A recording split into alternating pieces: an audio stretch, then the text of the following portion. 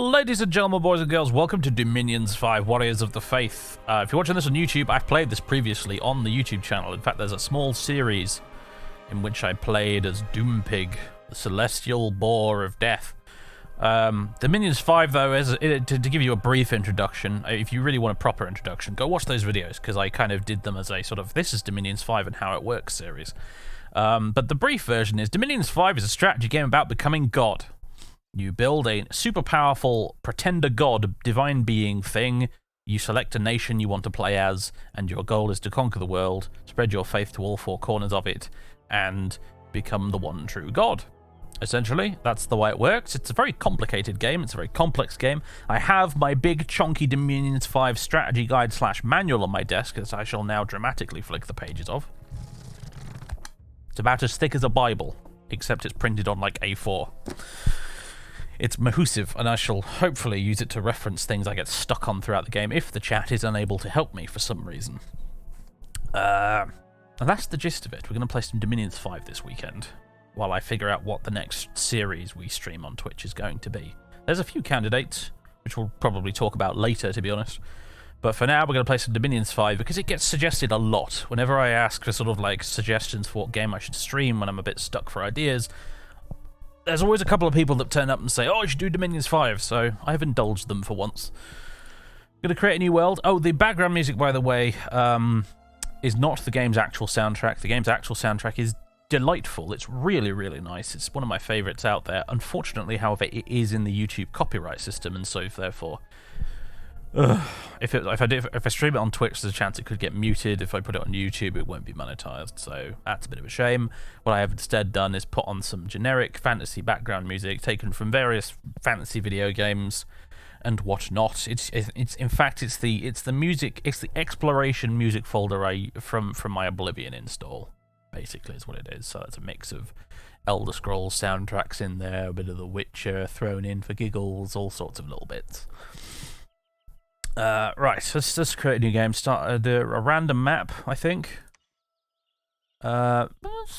Small, medium.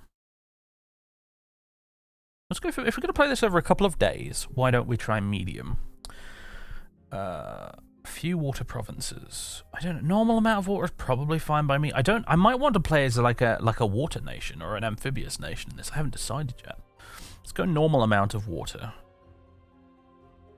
Rivers, caves, east-west route. I'm going to turn this off. I want a big, like, square map that is easy on the eyes to look at. Okay.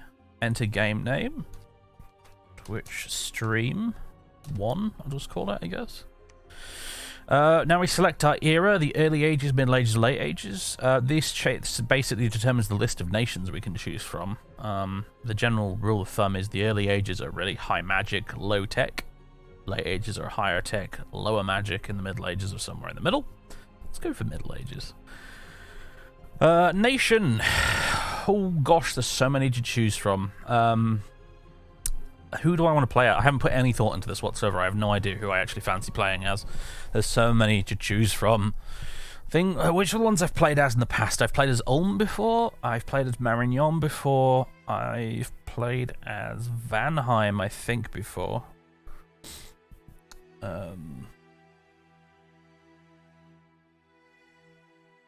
Who else? Or is that it from the middle era? That might be it. I think I might have played as TNG before.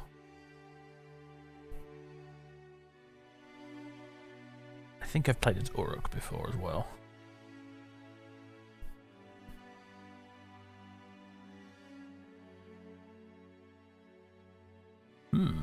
I don't know. Abyssia, Blood and Fire, the sort of demonic faction. I don't think I've ever played them before. They could be interesting. Lava-born humanoids that radiate heat. Abyssians mainly use heavy infantry. They have skilled fire, astral, and blood mages, and their priests can perform blood sacrifices. Abyssians dislike cold provinces. Oh, we've played as Kalem, haven't we? That's the one I streamed donkeys years ago. That's the one. That's the stream we managed to get the chonk bird from. Pangea? Age of Bronze? Woodland Realm of Wild Halfmen? Stealthy satyrs, flying harpies, strong centaurs, and raging minotaur warriors. Jotunheim, that's probably does what it says on the tin. Big giants, right? Big Nordic giants. Home of the giants of the north, Jotuns are immune to the cold and dislike hot lands. Cthulhu one sounds cool. Yeah, a lot of people like to go for that one right away.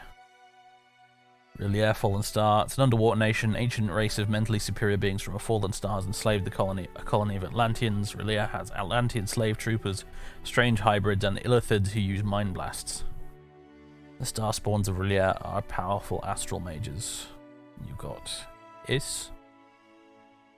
Once a city of unraveled splendor, Kir Is was sunken beneath the waves as a place of refuge for the Tuatha of Tir na Nog. Interesting. It's just like a Celtic-themed underwater faction. Oceania, the Myrmidons. Pelagia, the Triton Kings. Atlantis. Nabar, Queens of the Deserts. I think I've played as them before, actually. They're the ones with genies, right? I think. Abyssia, Isle of the Dark Ships. Island queendom of half-giant sailors and tradesmen. Their fabled dark ships traverse the seas without oars or captains.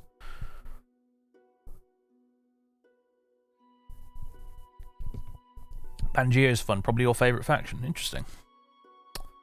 Agartha, the Golem Cult. I think I might have played as these guys before, actually. A cavern realm of humans and a few remaining pale ones. Pale ones can grow to huge proportions, and the old ones are rare and sacred. The Agarthan humans have only limited night vision, whereas the pale ones perfectly see in the dark. Machaka, the reign of sorcerers. Oh, yeah, they're the Spider Kingdom with witch doctors and stuff, aren't they? Yeah. Pythium, the Emerald Empire. Splinter Empire that broke free from Eremor when it fell. Alright, Eremor is like Dominions' version of ancient Rome, isn't it? And then instead of just collapsing in a boring way like in real life, in Dominions 5 it collapsed because they all turned into undead or something. Pythium uses legionnaires, but also has the serpent cataphracts and hydras. The Theurgs of Pythium are powerful priests and astral mages. Okay. Scalaria, the reformed empire. Swallowed by powers from the underworld. When the Empire of Eremor was swallowed by powers from the underworld, now Scalaria is a land where the dead and the living walk side by side. Scalaria uses legionnaires and undead. And then Eremor, the Ashen Empire. It's a human empire that was corrupted and fell into darkness. Now Eremor is a land of the dead. Skeletal legions march from the Ashen Empire to conquer the lands of the living. There's a whole thing in this game with like summoning undead, and I don't know really fully how it works. I'm not totally inclined to play as Eremor right now. Arcascephale. They are like a vaguely Greek-inspired faction. Heavy infantry, chariots, and war elephants. I'm not really sure.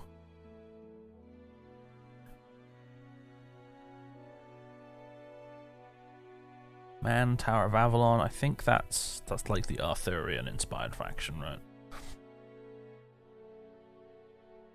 Ulm is like medieval Europe. Sort of like the Empire from Warhammer. They're a good starter faction, actually. Ulm, if you're first playing the game, they're a good baseline to learn the game with, because all of their units kind of are basic and make sense, and they're quite forgiving to play as.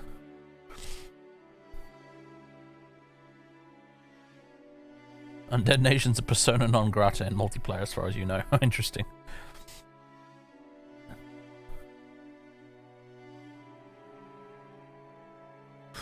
I'm spoiled with. I kind of like the look of Abyssia. I have to admit, blood and fire, sort of demonic type stuff. I don't know. That seems really cool to me. Pun not intended, I guess. But yeah, no, it seems like that seems cool. Bandalog is also fun. I'd like to play as. I've played against them a couple of times. I've never played as them. They're the sort of Indian mythology-inspired faction, it's all made up of monkeys and apes. Which is kind of cool. I'm gonna go with Abyssia, I think. Let's be Abyssia. Be crazy demons.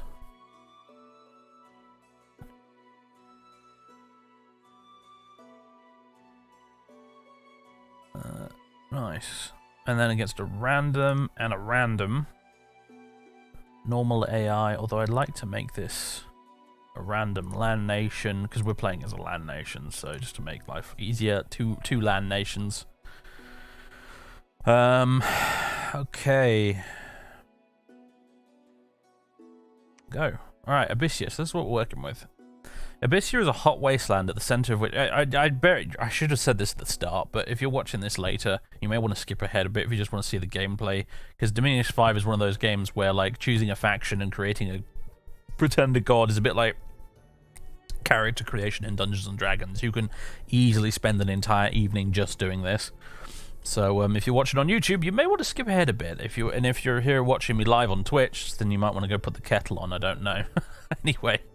Abyssia is a hot wasteland at the center of which lies a great volcano, whose lava-lit caverns are inhabited by magma-born human... Oh, we need to play as Dagoth. Their flesh radiates heat and are not harmed by flames. Abyssians are stronger than humans and prefer heavy armor and weaponry. Bows are not used, as they would burn to cinders in the glowing hands of the Abyssians. The war machine of Abyssia also includes salamanders, lizard-like beings composed of the same hot lava-born flesh as the Abyssians. Abyssian warlocks are very powerful blood mages and skilled crossbreeders. The anathemant priests of the flame cult practice blood sacrifice to strengthen the power of the awakening god. Abyssians prefer to live in extremely hot places. They do not farm or hunt for a living, so their income and supplies are not affected by the growth or death scale of a province. However, population will still die slowly in Abyssia-controlled provinces with death scales. Okay. Race. Radiates heat, fire resistance, prefers heat scale +3. Wasteland survival... So there could be some interesting drawbacks to this whole heat scale +3 thing, you know.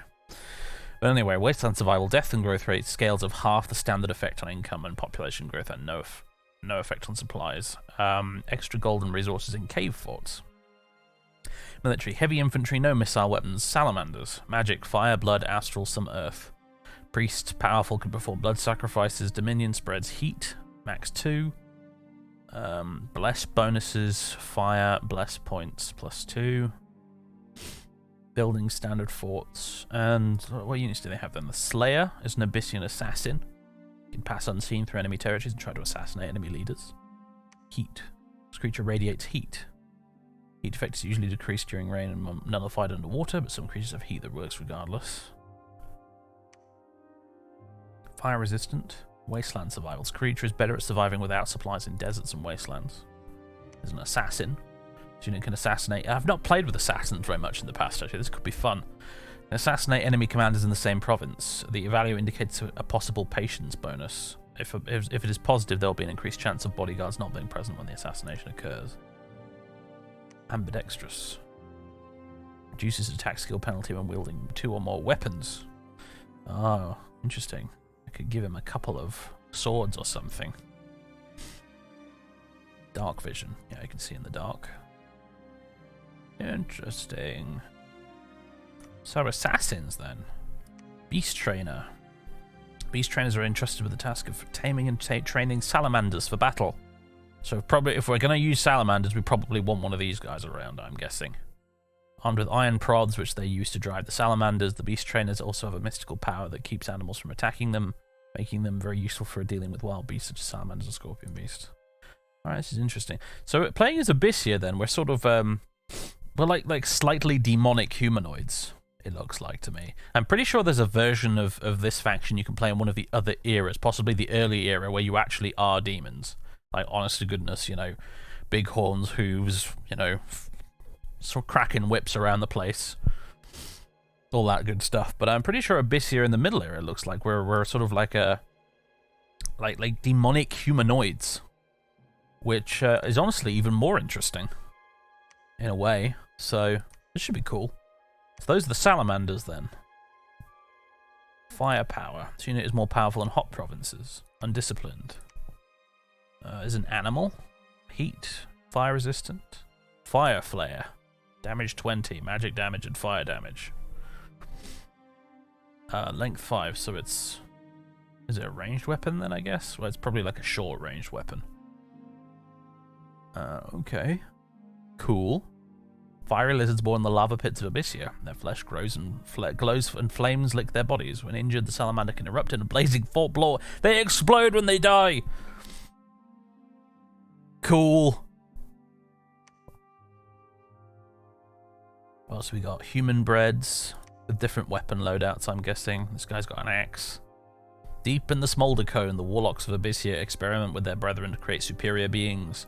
The human breads are the result of one such experiment. The human breads breed and grow quickly, making them useful in warfare. They share the Abyssian resistance to heat, but their flesh is cooler, and they can wear leather armor. The human breads are a blessing to Abyssian society and serve as slaves and light infantry. What are their stats like? Protection, meh. Strength, meh. Attacks, meh. Defense skill, meh. Well, slightly less meh, but still. I get you. They're probably cheap. So you can probably spam a lot of them. And these guys have spears, which are honestly probably the better choice. Spear-armed infantry in the game tend to be quite good because they can keep enemies slightly at a distance and parry them more easily. So spamming a lot of human breads with spears would be good. Abyssian Infantry. Looks like he's got a big axe that does quite a bit of damage. Yes, 25 damage is good. Race of hellish humanoids with magma bodies that radiate furnace-like heat and are impervious to all forms of fire, but vulnerable to cold. Well, how much do you want to bet we get to fight 2 cold-based factions then? Knowing my luck.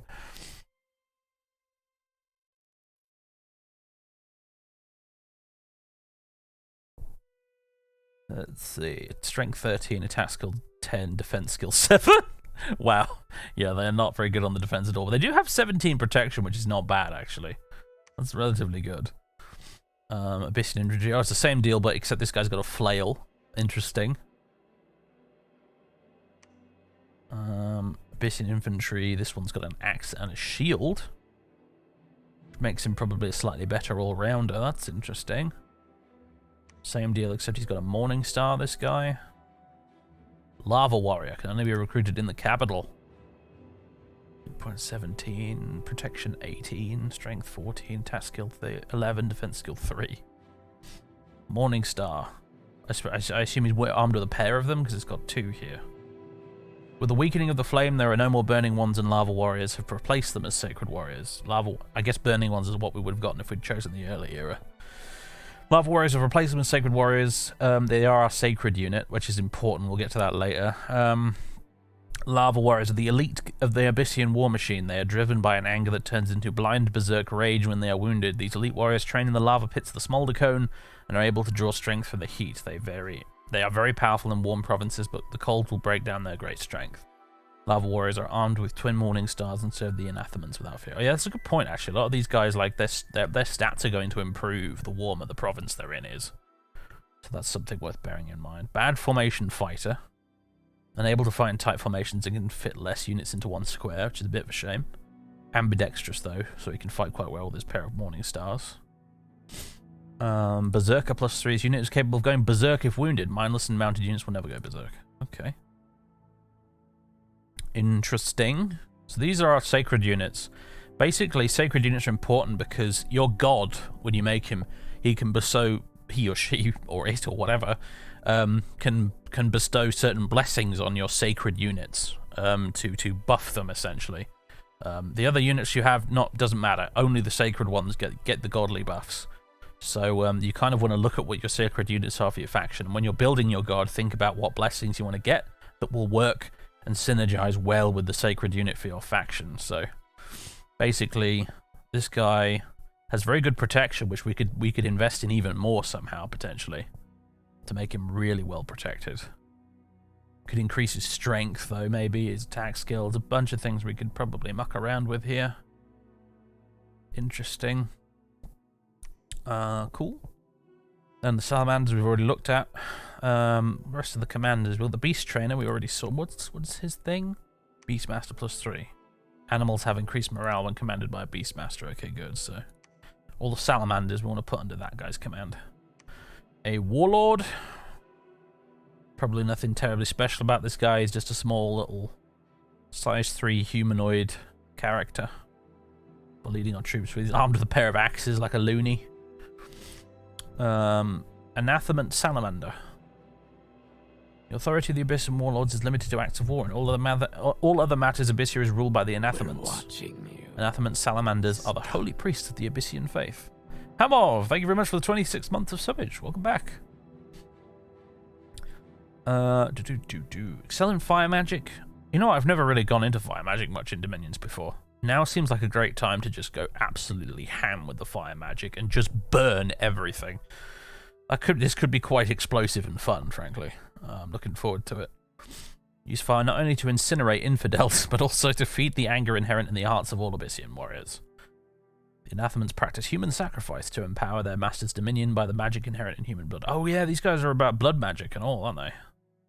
I haven't done much with blood magic and blood sacrifices either in Dominions, so that could be fun too.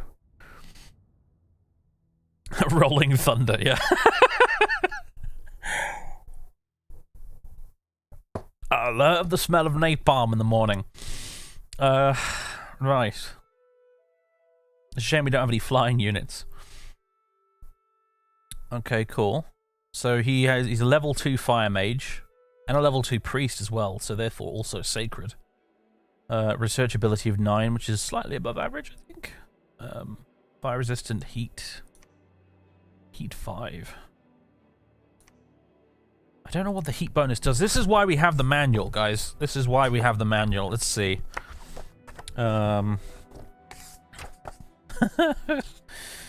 Heat. Is there an index at the back here? Oh, yes, there is. Heat. Under H. Somewhere. Heat. Very good film, actually, Heat, but irrelevant right now.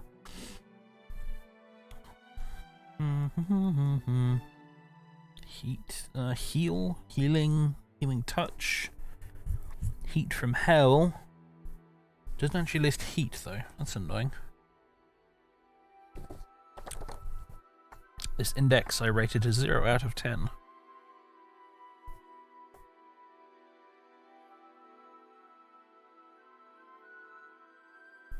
Or is it going to tell me what heat does? I could be here looking through this for ages, honestly.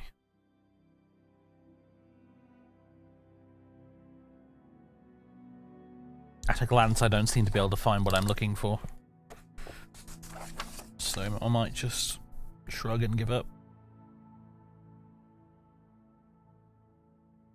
Magic is page 87.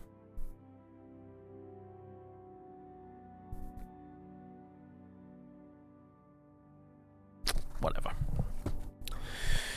Heat increases the amount of fatigue unit exposed to it takes. Oh, I see. Is that what it does? Actually, that rings a bell, you know. Okay, cool. That's good to know. So I guess pretty much all of our guys radiate heat, right? Even the lowliest of the... No, he doesn't. Okay, so the human breds don't? Yes, the human breds don't. They are fire resistant, but they don't radiate heat. Everything above that, though, the Abyssian Infantry, etc., they do radiate heat. That's good to know. So we can really tire the enemy out with these guys, potentially, if we're fighting in a hot climate. Which is actually really good, because fatigue is really important in this game, actually. Where is it? Fatigue. That builds up from like 0 to 100, I think, or something like that. And once an enemy is completely fatigued, they're largely useless, aren't they? They can't. I don't think they can move. They're very easy to injure, etc. So that's pretty cool. Again, pun not intended. Our unique magic sites. Let's see. The Smolder Cone enables recruitment of the Warlock Apprentice. The Warlock Demon Bred produces 4 fire gems a turn and increases heat. Temple of the All-Consuming Flame enables recruitment of Lava Warrior. It produces 1 fire gem per turn. Else we got the Anathemant Dragon. Level 3 Fire Mage, level 1 Earth Mage. Tommy Boy, thank you very much for 37 months of subbage. Welcome back to you as well. You know, sometimes it's nice with a faction like this. It's like there's no ambiguity as to what kind of route you should go down in terms of what magic you should be using and stuff. It's like, it's super obvious. You want fire. Lots and lots and lots of fire. Maybe a smidge of earth, but mostly fire. This is probably going to be, I hope, quite an easy faction to play. He has a random magic chance, 10% of getting either an extra level of fire, earth, astral, or blood magic. My cat is in the background jingling his little bell, if you can hear him. He's awakening from his afternoon slumber at the moment. I think he's probably going to want to leave in a second. Go outside and start chasing birdies again. I suspect. He's been sunbathing on the windowsill. He's level 3 priest, this guy as well. 13 research ability. Sacred, fire resistant, heat 6. Dark vision. Very nice. Warlock apprentice. In the small draconian, young and a bit promising Abyssians are trained in blood magic. Ah, so these are blood magic guys, alright. Astral, 1 point of astral and level 2 blood mage. Adept crossbreeder. An adept crossbreeder will cause more subjects to survive the crossbreeding ritual, and there will also be an increased chance of getting extraordinary results. Ooh. That's interesting. Guess we'll be dabbling with that. Okay, so he's our blood mage guy. Demon bread. Can only be bread as in breeding and not bread as in nom nom nom. Demon bread. It's spicy. Level 2 fire, level 2 blood mage, level 2 priest, 13 research, sacred. He's flying, he's a flying unit. Wasteland survival, blood searcher. Unit is adept at finding blood slaves. The value is added to the blood magic level for the blood hunting purposes. Okay, cool. He has claws. Interesting. Interesting.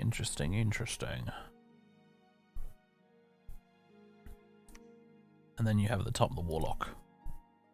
Level 2 astral, level 3 blood. 100% chance of getting fire, earth, astral, or blood, and an additional 10% chance of getting another one. Cool. 17 research, fire resistant, heat, blah blah blah. Adept crossbreeder 6. Cool. Hello, Colin. He's coming to the desk. Hello.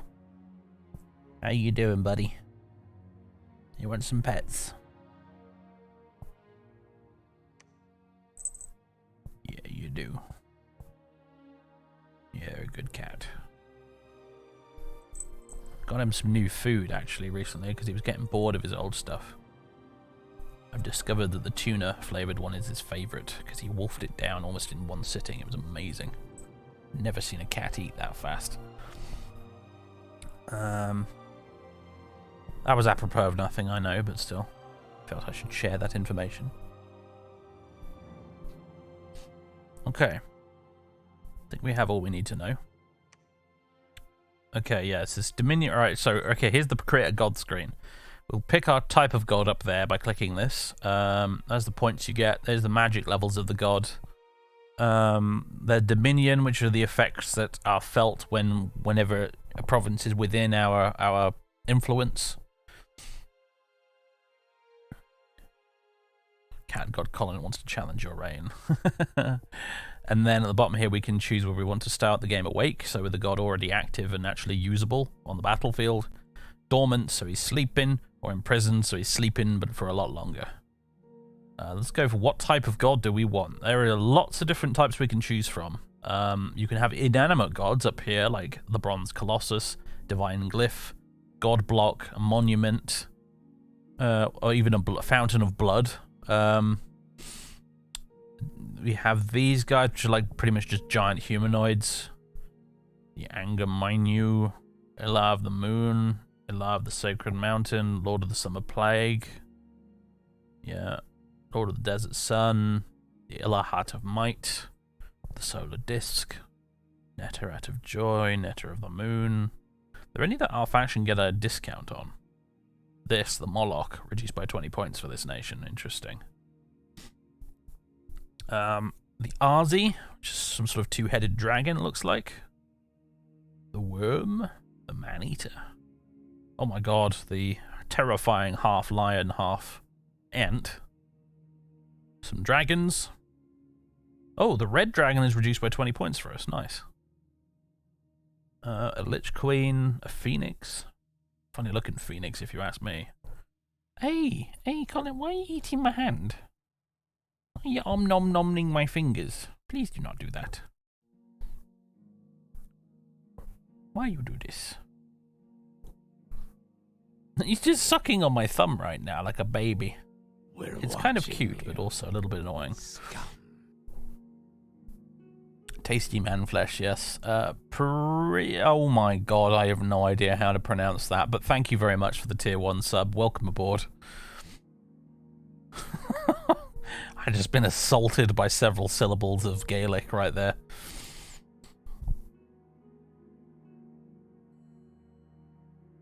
The Golden Lion. The Creo-Sphinx. It's like a sphinx, but with a sheep head. Serpent of Chaos. Solar Serpent. Ooh, also reduced by 20 points for this nation. A big king snack with a crown. A lot of options here. One of these guys up here wouldn't be a terrible idea, because I think these guys you can arm with weapons and armor and things, and they can become really powerful on the battlefield, these humanoid types. Whereas these beast types sort of tend to be a bit more sort of like, a bit more useful in the early game. Like they can go screw people over, you know, fuck shit up basically in neutral provinces, or you can kill the low-level enemies there with these quite easily. Helps you expand faster at the beginning of the game.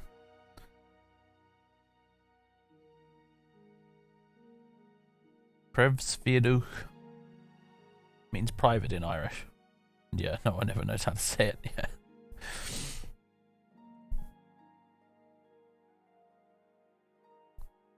Welcome aboard anyway. What's that really small one at the end of 3? This one? Or this one? Or the... Oh! The Demi Lich! I almost didn't see that. Yes, the Demi Lich. Archmage adept in death magic that has outgrown his need for a physical body. The only things remaining of his old body are a skull and a few bones. It's just through these that the Demi Lich can affect this world. Should the skull be destroyed, a new one will form shortly afterwards, and the Demi Lich will be able to affect the world again. Yeah.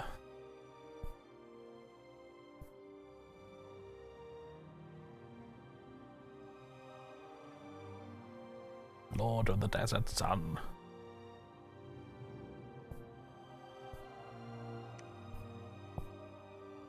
Anger Menu. Chaos power. Oh, more powerful in provinces with high turmoil. Interesting.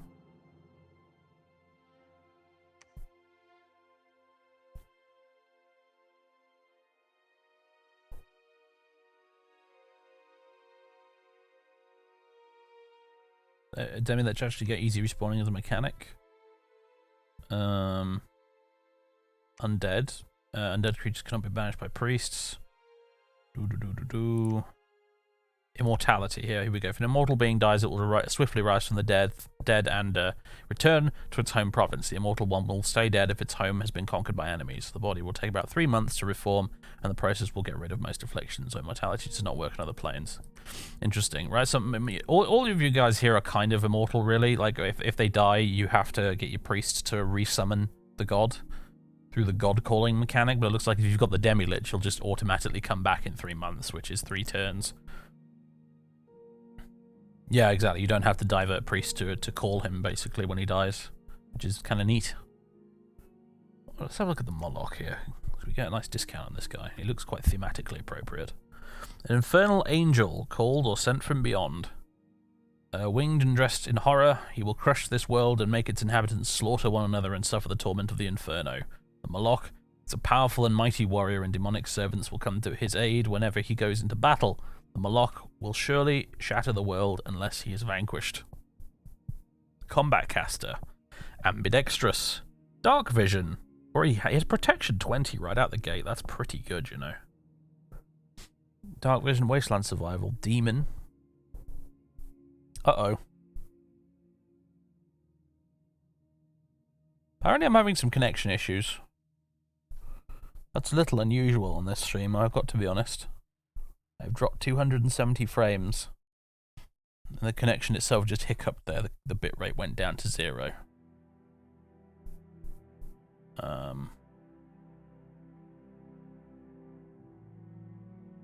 about a second. I hope it doesn't do that again. I hope that was just a momentary hiccup. Is it because you're watching? Probably, Alf. Your cursed presence.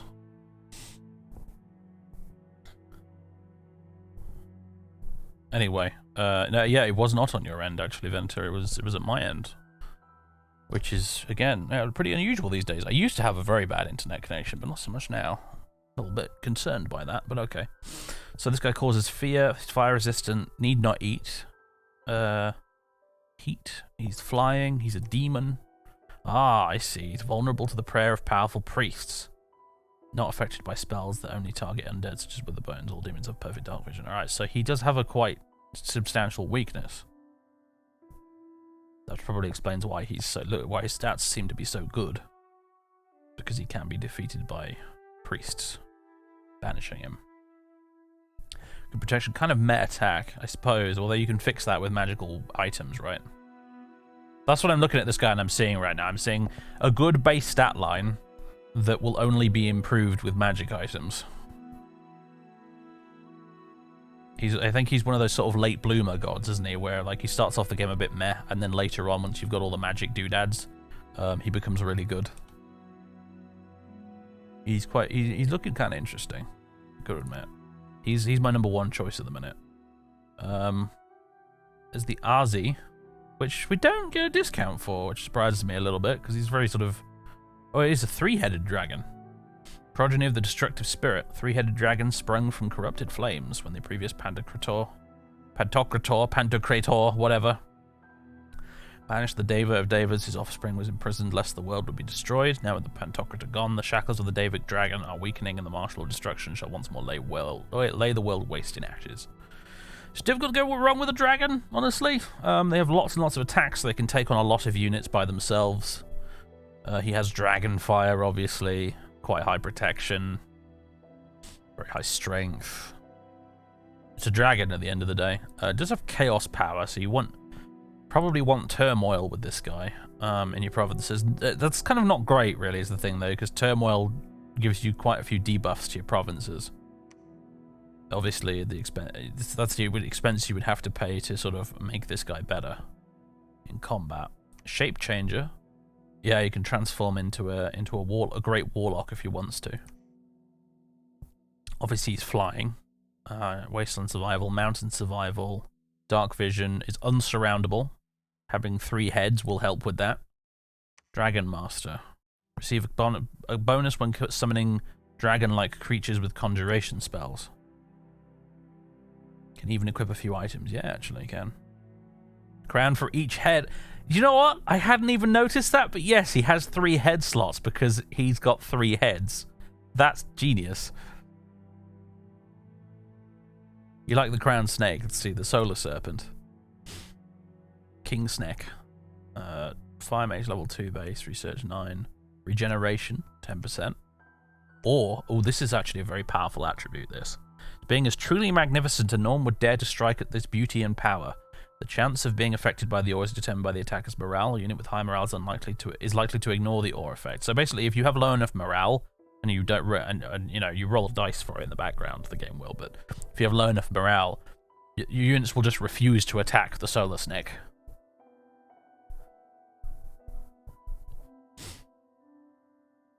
Because why would you harm a glorious solar snake? He is magnificent. Fire resistant, poison resistant, cold-blooded. Exhausted very quickly when fighting in cold provinces. It does make him an ideal fit, I suppose, for a faction based on heat. He can swim, so he can cross rivers on the main map. Wasteland survival and swamp survival. He has venomous fangs. Only one weapon, which is a bit of a downside. Venomous fangs. So he's not necessarily going to be that good in combat, I'm afraid. And he has 1 head slot because he has 1 head and then 2 miscellaneous slots. His protection's a bit meh. Has a fair few hit points. Strength is very good. Attack skill's quite good. Defense skill's a bit meh. I don't rate this guy in combat very much, I have to admit. The ore is nice, but I still don't know whether or not that's enough to make me want to throw him into a battle.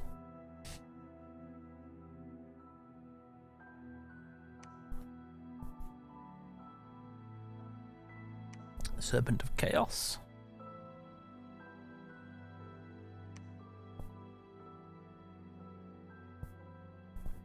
And then you've got the inanimate ones, which I've played using inanimate ones before. They are interesting because they start off with very high dominion, so that means very high sort of influence on the world map. Your dominion basically is there's two kinds of like control in the game. Like you have the territories you actually control, as in you've got a little flag for your nation on them, and you've conquered it with your armies. And then there's provinces that are within your dominion, within the glowing yellow boundary on the map, which is areas where you don't necessarily have military control of the place, but it's where your god has sway on the map, and therefore the effects of your dominion that you've selected on the main screen here will be applied there. So and these inanimate ones, they naturally have a very high dominion, so they project their divine power much more than these lower ones do.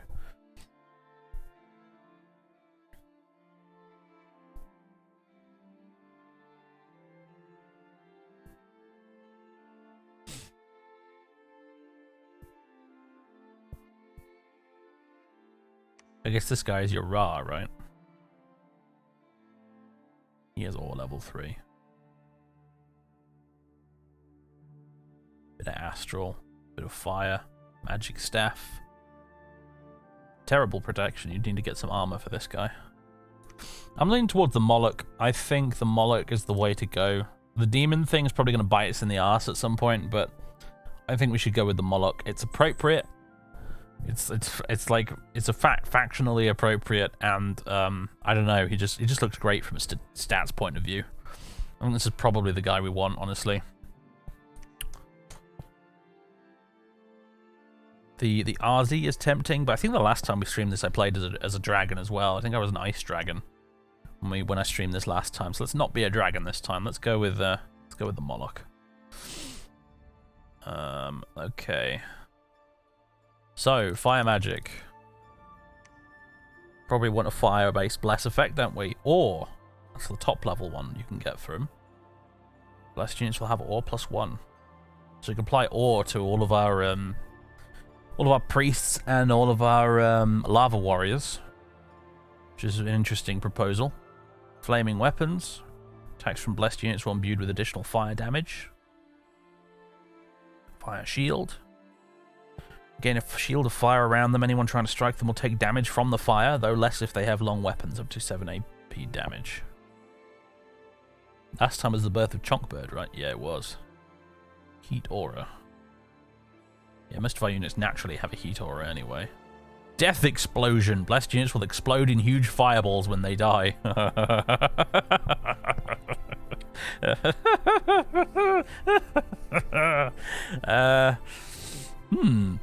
Okay. Attack skill. Blessed units will get increased attack skill. +2 attack skill, make it easy to both hit enemies. Okay. I kind of like Death Explosion. I'm really liking Death Explosion. You get that and maybe something else too. I don't know how worth it 1 point of awe actually is on a bunch of infantry mooks, you know. There's a stack with the lizards. I don't think the lizards are sacred, so probably not. No, yeah, the salamanders aren't sacred. They'll explode anyway. But basically this is like if we take that, most of our priest guys will explode when they die, and more importantly the lava warriors will explode when they die. So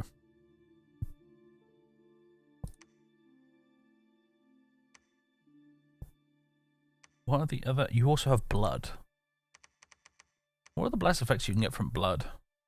Blood Vengeance. Blessed units will get the Blood Vengeance trait. If the blessed unit is wounded, the attacker must roll MR or get an equal amount of damage.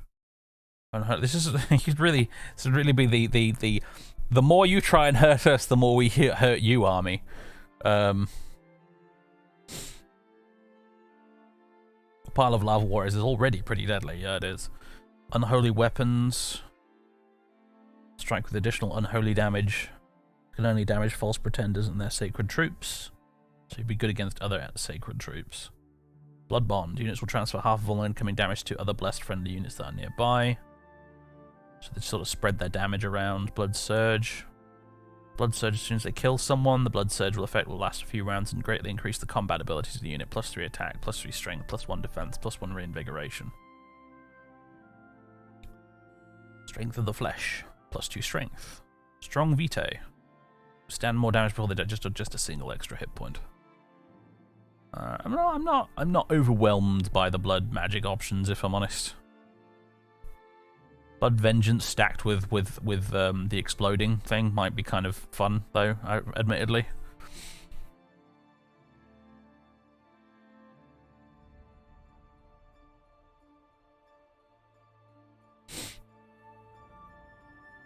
No, well, yeah, that's the thing, Django. As everyone's pointed out, our guys have fire resistance, so probably don't have to worry about our own exploding dudes. Alright, Cat, you've made your point. He's scratching the back of my office chair right now, trying to get my attention. I will let you out. Hold on. Be right back, everybody.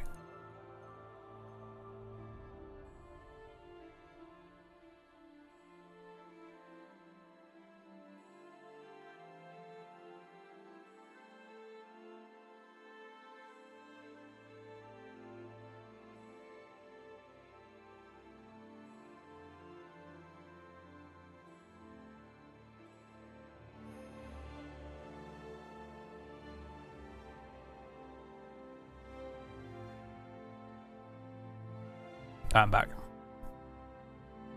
Don't you need blood magic to make good use of the blood slaves? Yes, I think so. So look at the manual. Gosh, at the rate we're going, this entire stream is just going to be God creation. But I warned you. I did say. Magic, page 87.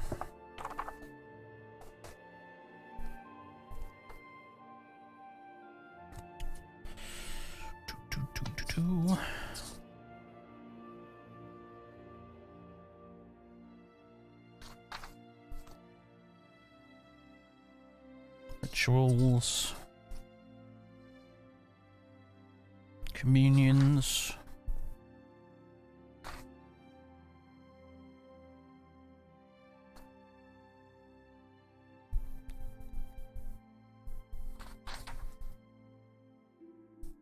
oh, I don't know where to find it in there. Did I do blood magic last time? No, definitely not. We pretty much just did like ice magic last time.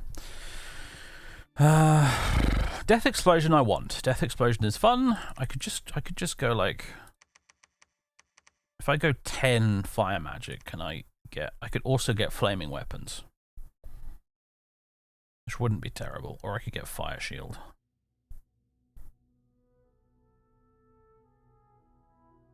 Anyone trying to strike them will take damage from the fire, less if they have long weapons. What else could we get that might be helpful? Astral, maybe? Or Earth? What would Astral give us? Oh yeah, you can get a lot with Astral, can't you? Oh yeah, Etherealness. That's a really powerful one. Not necessarily a good combination with explosion, Death Explosion, but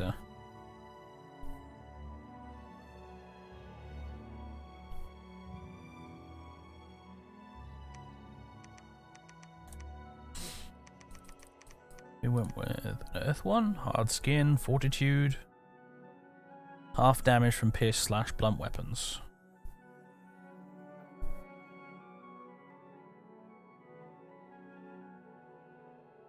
I don't know. What do you guys think? What would be a good? What would be a good choice here? Just go all in on fire. Is there something else out here I'm missing? Was there a blood one that would have been good? Bearing in mind, I suppose we also have to deal with points, so there's a limit to what we can achieve here. I mean, for one thing, I need to upgrade our Dominion a bit, so it's not terrible. We've got heat already.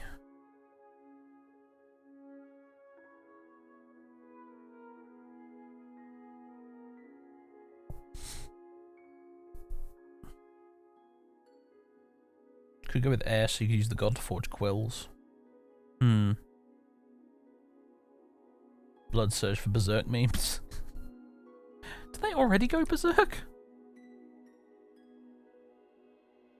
Lava Warriors, don't they already do that?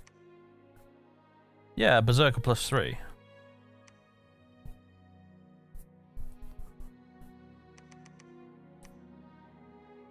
So Blood Surge, I think, right, is what you're talking about. Was it? Yeah, no, Blood Surge. Oh yes, but it stacks.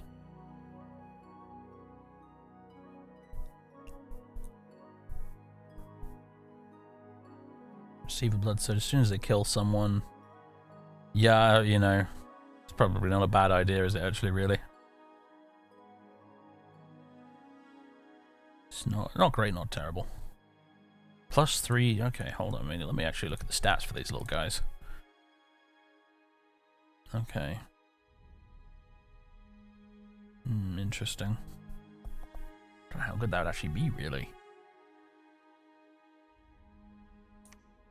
Reinvigoration would let them fight longer before they get completely fatigued, admittedly, which is nice. How many enemies do you expect them to kill before they explode? Good question, right?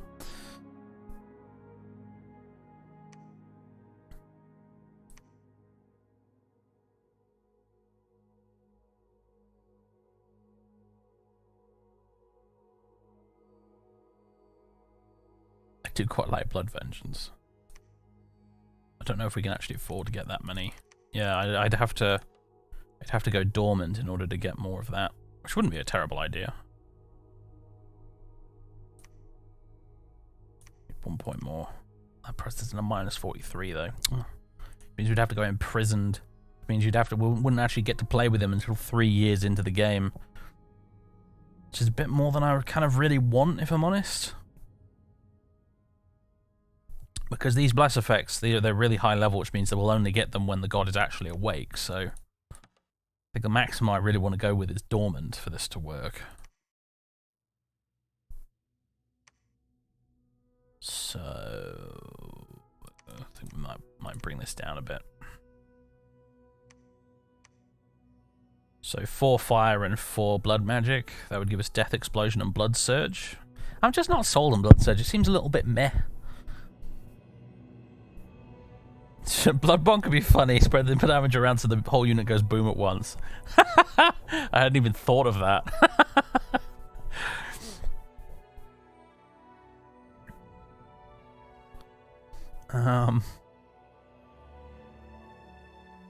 But someone also mentioned that having blood magic is good because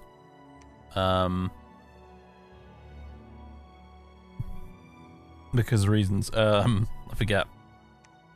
Oh, to help with like blood sacrifices and stuff. So yeah, it's probably not a bad idea actually. You know, we don't have to make the most optimized god ever to still have fun with it. So okay, that gives us 133 points left. We could go. Yeah, probably gonna have to go dormant in order to be able to afford it. But that gives us 133 points left if we go dormant. So what do we want to invest in here now? I think the new view nation description here. Death and growth scales have half the standard effect. Okay, so death and growth, this one here, we probably don't want to mess with very much. Wouldn't be very efficient use of our points. Magic / drain. A bit of magic might be good. Gives us more research points, but it also lets us like cast spells without becoming exhausted more easily and stuff like that, I think. I'm a little bit hazy on what the actual other effects of extra magic are because they're not listed on the tooltip. Order. Productivity. Point of order and productivity is probably not a bad idea. That gives us a lot more resources. Recruitment points.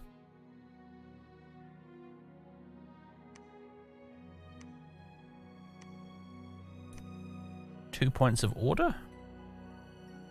13 points remaining.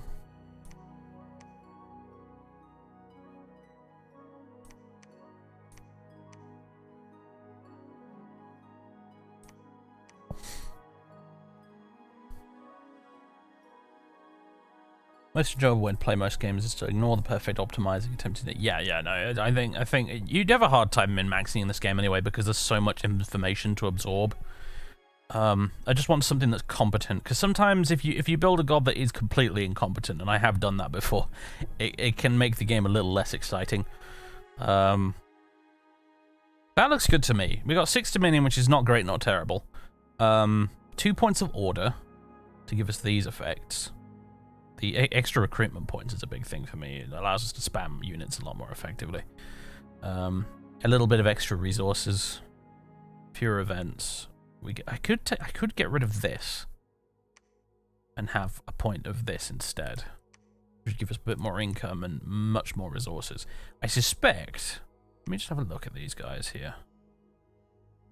I'm guessing because these guys have fairly substantial armor, right? Resources 10 for him. The Lava Warriors, yeah, they cost almost as much in resources as they do gold, so we probably want a boost to our resource income with this faction.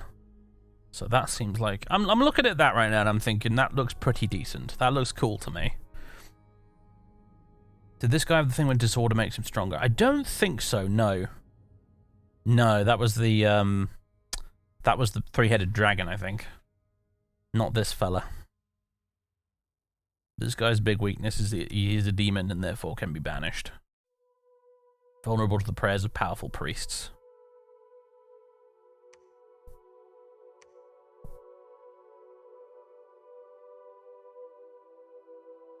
So I'm looking at this and I'm thinking it's pretty good, right? He'll be out of the game for a year.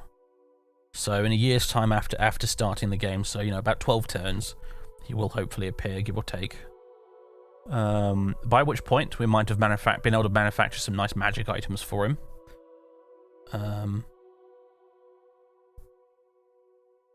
Yeah. 4 points of fire magic, 4 points of blood magic.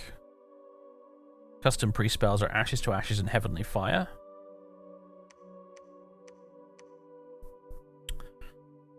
What do we want to call him?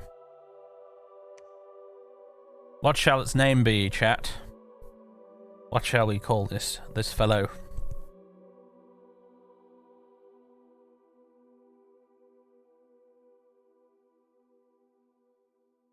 Any burg with a Bible can do this guy. See, in practical terms, I don't know how vulnerable he actually is going to be to the average priest, but this is going to be a learning experience, I suspect, one way or the other. Greg, Steve, Matt Damon, Matt Demon. Oh, very good, very good. Demony McDemon Face, Damien, Bob the Bomber, Lord Dingus the First. Could look up the damage of banishment spells. Honestly, I don't care at this point. I don't know. I don't want to go back and redo all the god stuff because something like that.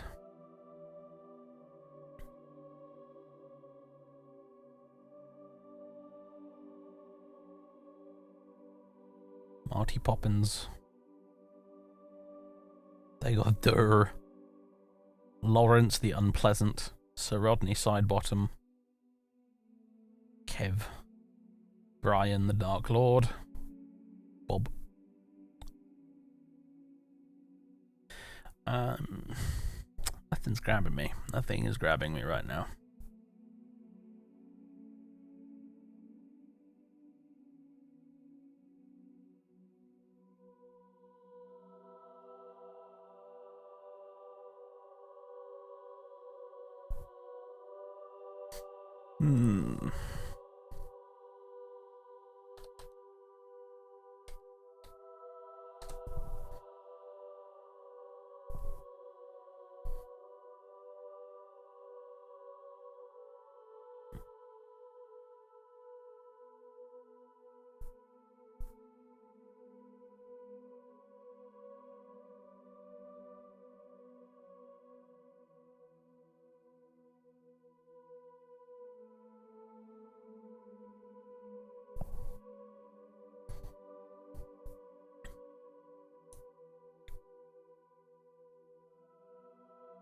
You guys are rubbish. I'm sorry. I'm looking at the chat right now, and this is all just very.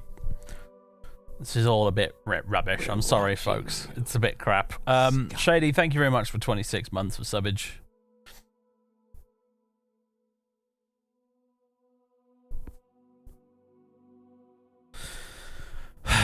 Very well. There are some who call him Tim. All praise Tim.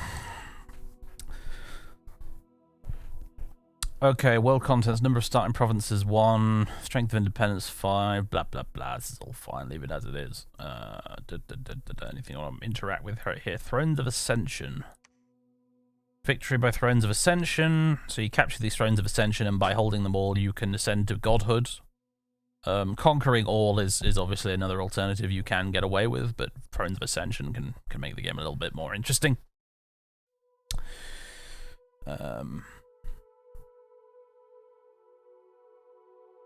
Enable Cataclysm, no. Ascension points required 3, and what level 1 thrones 3. Okay.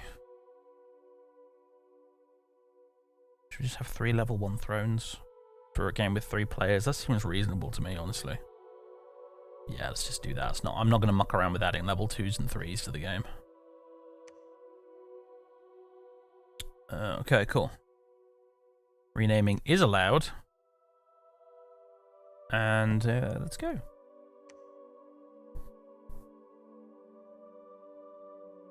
Cataclysm basically puts a turn limit on the game. Essentially, like, the game will just automatically end at turn XYZ. Which we don't want. Well, I don't want it anyway. Computing. Drawing stuff. This game has this game's engine actually does have a habit of drawing some really pretty looking maps. Actually, it's quite nice. Really, like, quite realistic looking continents and coastlines and things. Tim, god of Abyssia. In the beginning, there was chaos. Out of chaos rose worlds populated with multitudes of beings. Wars were fought, kings and emperors rose and fell, and civilizations were built and crumbled as millennia passed. Gods, dark and strange, were worshipped in pagan temples. Still, there was chaos. The gods fought among themselves, bringing even greater ruin to those who would serve them. At last, there was one, a being of great power and enlightenment, who rose above his immortal peers and cast them out of the heavens into oblivion. From chaos came order, and with order came peace. And the creatures of the worlds flourished. The age of chaos had ended. Now the wheel is turned once again. The supreme god has suddenly disappeared. Prayers are left unanswered, and the smoke of offerings rises in vain to the heavens. No one knows why he disappeared, but it is certain that the people of the worlds are once again left without direction, without guiding principle, without order. Now is the time for the beings of great power and ambition to try their strength. The throne of the heavens stands empty, and only the strongest can rise to supremacy over all. Only the most powerful can ascend to take the place of he who came before. This is a time of great strife and suffering, a time of magic unequaled. This is the Ascension Wars. Alright, so what do we got? This is our world map. Oh god, there's a lot of oceans in there.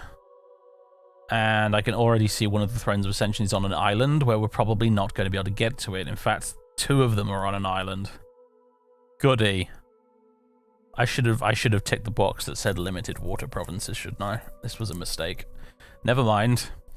We start down here in the bottom left corner. One of them is literally right next door and guarded by mountains on all sides. That's... Wow, game. You really threw me a bone today, didn't you? This is... Oh god, looks like one of them probably starts over here and it'll be stuck on a little island. There's a cave province up there. Those are quite rare, actually. You don't see them very often. You can build flying units, but yeah, there's no guarantee that the enemy will have flying units, though. I don't want the enemy to be stuck on an island. It's boring when they're stuck on an island. That's my point. Oh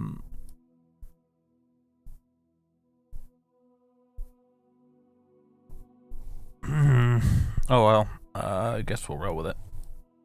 If I restart, I have to do the god creation all over again. Although, I suppose that won't take long, actually. I think I can remember what I picked. Alright. Quit without saving. Create world. Random map. Few water provinces. Medium. Twitch. Stream 1. Delete the old one. Middle. We are Abyssia. 2 randoms that are random land nations.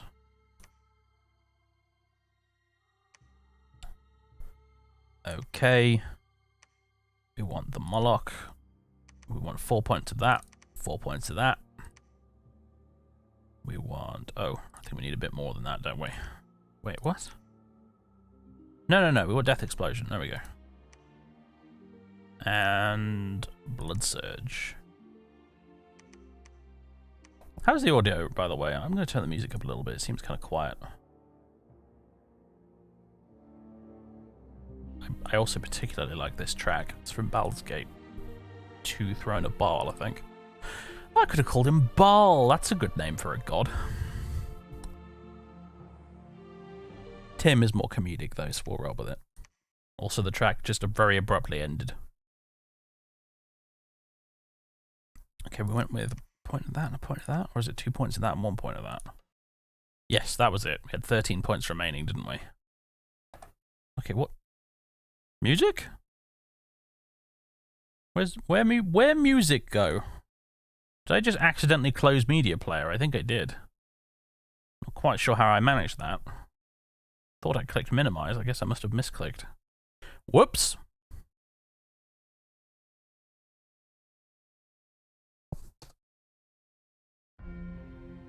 Put it on shuffle.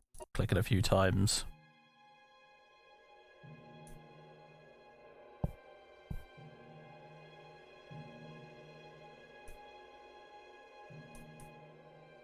Okay, good. You wish the screen had a save pretender god option? Yeah, me too, actually. I think that's why in the past, whenever I played this game, I actually went into the preferences menu and used the build a god option. And then loaded a saved god. Because that way, yeah, it's probably the better way to do it. But never mind. And you load it from the menu here. Alright. Jim. Jim. You should be called Jim. All praise Jim. Okay, this is all good. Thrones of Ascension is fine. Blah, blah, blah. Renaming is allowed. And go.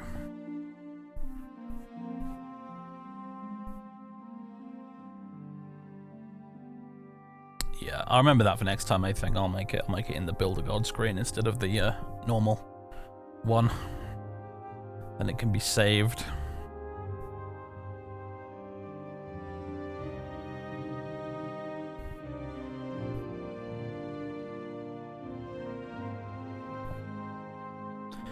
Tim, God of Abyssia. Now, what do we got? Still an annoyingly large amount of water, but at least everything is connected by land this time.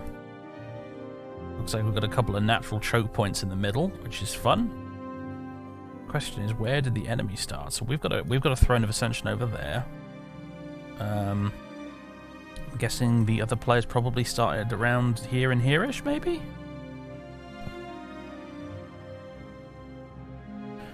Ooh, yes, hello. God of Penitential Torture, Master of Pain, God of the Wastes. Master of Pain. Kind of like it. Kakabel. Oh, these guys. We have this faction I already know is going to have amazing names for its units. Kakabel, the Warlord.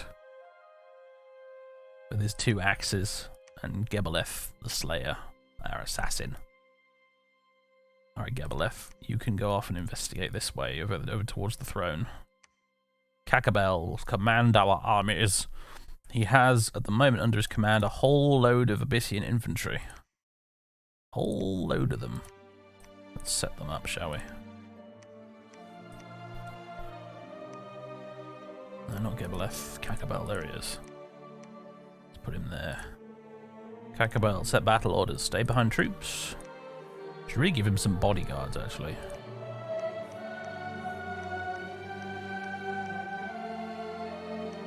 There we go. Set battle orders. Guard commander. There we go.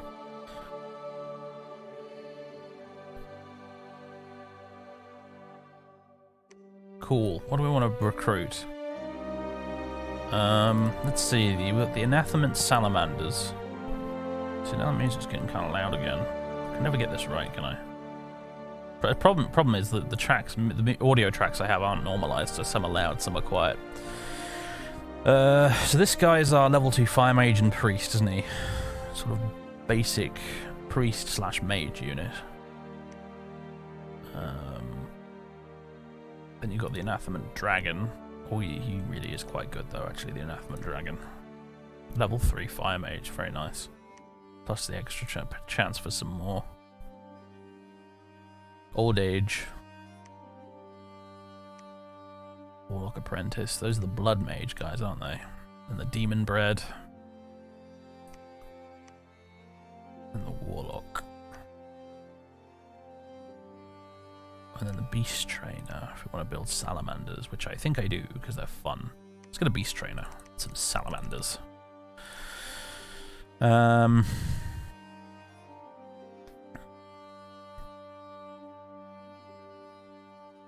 What's that over there? Some sort of weird magic site. Alright, so what do we got? Can I switch on the names somehow? Map filters? Names. Dominion candles. There we go. Ossuary, Conberg. Griffin Rock is where the is where we'll find the Throne of Ascension, apparently. The Weald, Trollwoods. Nidian Range. Glistening Dew Forest, Titan Star. I love the place names in this game. They're so good. I feel like I should write half of them down so I can use them for other stuff later. The Wood of Many Paths. There goes the economy. Yes.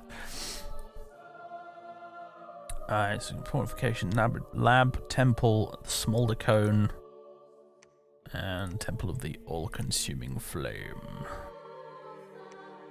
And I think I'll just sit here and wait a turn. I think next turn, whatever's in the neighbouring provinces should hopefully be revealed, and then we can decide what we want to attack. So, end turn, I think. We'll just set you to patrol. And Gebeleth is sneaking into the Weald right now. Okay, end turn. What have we got? Magog, the Beast Trainer. I like this.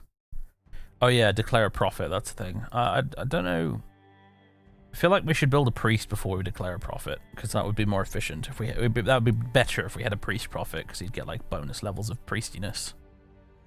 Instead of just making Kakabel our prophet. Although Kakabel's such a good name for a prophet. Let's have a look here. Right, we've got our Salamanders. Let's assign them to Magog. Put them over here on the flank, I guess. And your orders, Magog, will be stay behind the Salamanders. In fact, we'll move you over here with your Sallies. And yeah, they have -2 morale, but I think hopefully Commander morale bonus -1. Well, why is that? They should have increased morale because he's a Beastmaster, and those are animals, right? Yeah, they're animals.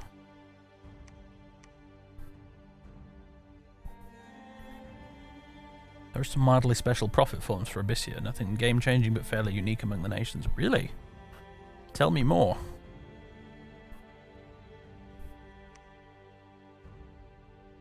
What have we got in neighbouring areas then? Conberg looks like it's got some knights defending it. Ossuary has a bunch of militias and heavy infantries. The Nidian Range is populated by Atlanteans, it looks like. Shamblers.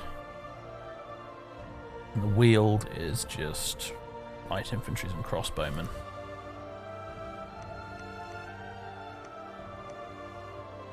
Look at the stats for these different places at the minute. The Weald looks good, especially for resources. Gebeleth, you keep on going towards Griffin Rock. I want to go to Griffin Rock. Take me there, now! Yeah, and Kakabel and Magog? I think I'm going to send you to the Weald to go conquer it. In the name of Tim! Crossbowmen and nasty versus heavy infantry. Who's got crossbowmen? Who's got crossbowmen? Oh, these guys. Yeah. That would be alright, though, I think. Only 20 units. Recruit. I feel like the demon bread might be a good idea for a prophet, because then he can flap around the map quite quickly.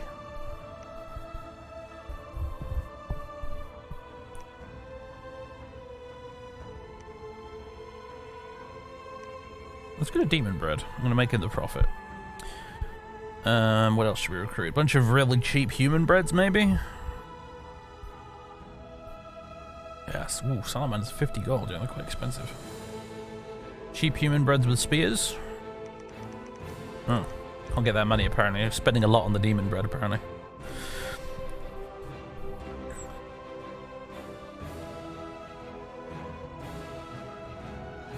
Paradox music. Yeah, this is from Crusader Kings 2, I think?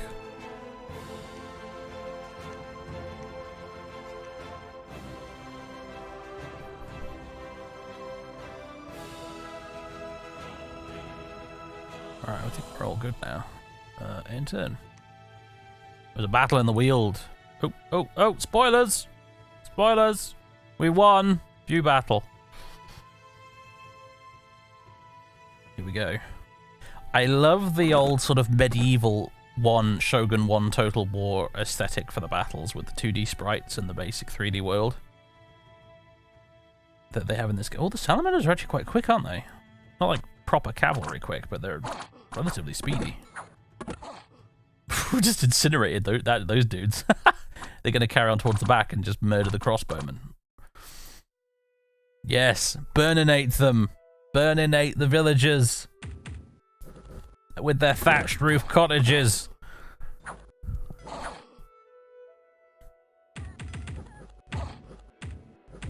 How the infantry doing over here? They're doing good. Very satisfying bonk when they hit people. Wonder how many salamanders we lost then in that. Oh, dead.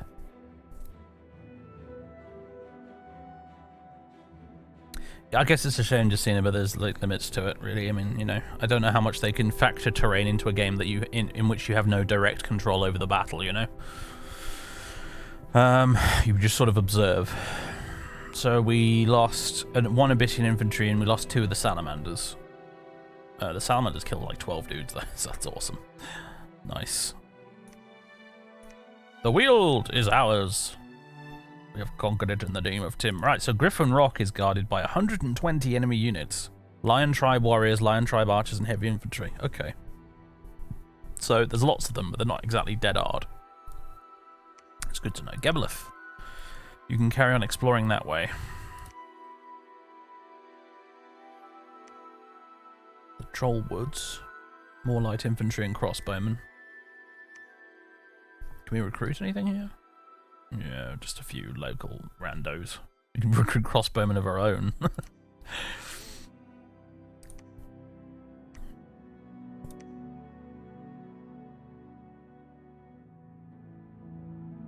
That would be the ultimate upgrade for Dominions, wouldn't it, really? Like, you know, your Dominion 6 or Dominion 7, full, like, Medieval 1 style real-time battles, where you can directly control blocks of units. That would be pretty amazing.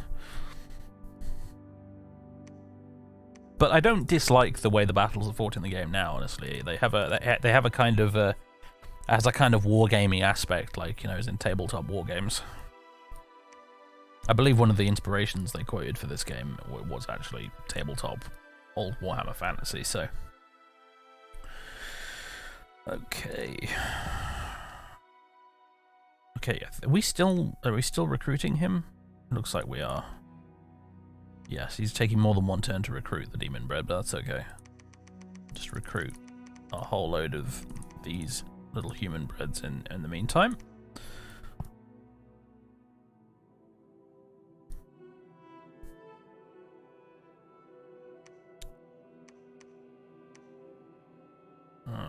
Water province.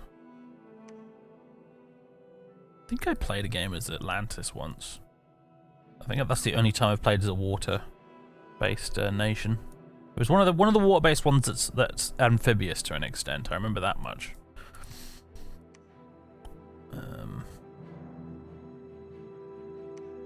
Where do we want to go next? I feel like maybe the Troll Woods. Yeah. Works for me, I suppose. We've already got 15 fire gems, that's nice. 5 per month, that's good. You can use that to cast like fire ritual spells and things later. Not sure what the fire ritual spells are, if there are any good ones, but I'm sure there's probably some good conjuration ones. I don't have anybody to do research for us right now. We're a little bit behind the curve on that, but eventually we'll probably want to. I assume there's probably some good fire summons. There's some, I guess. Level 8. King of Elemental Fire, and we won't be able to do that. I don't think I'm ever going to get anything with level 8 fire magic. Summon fire ants. Oh, maybe this isn't the way to go. Bind scorpion beast. Fire drake, flame jelly. Fire drake would be kind of nice. Oh wait, no, hang on a minute. This level here isn't what it costs. Oh, isn't the requirement, is it? The requirement's on the left here. What am I talking about? So yeah, we could totally get some fire drakes. The level is just the level of research you've done.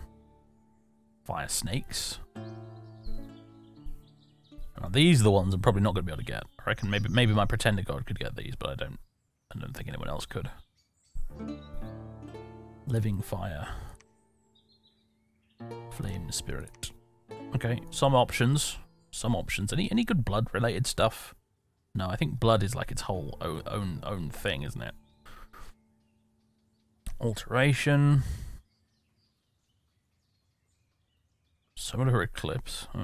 Incinerate, cold resistance, transmute fire. Turns fire gems into gold. Oh, interesting. Hellscape. Casticles on the fires of Ruax to curse a distant province with blistering heat. Smoke and wildfires will erupt. Oh, that's cool. We could use that to prepare for an invasion. I like the look of this. Is it just fire we need for that? Yeah, it is. Well, it's level 4 fire, though. But it is quite powerful, and it costs you 10 fire gems.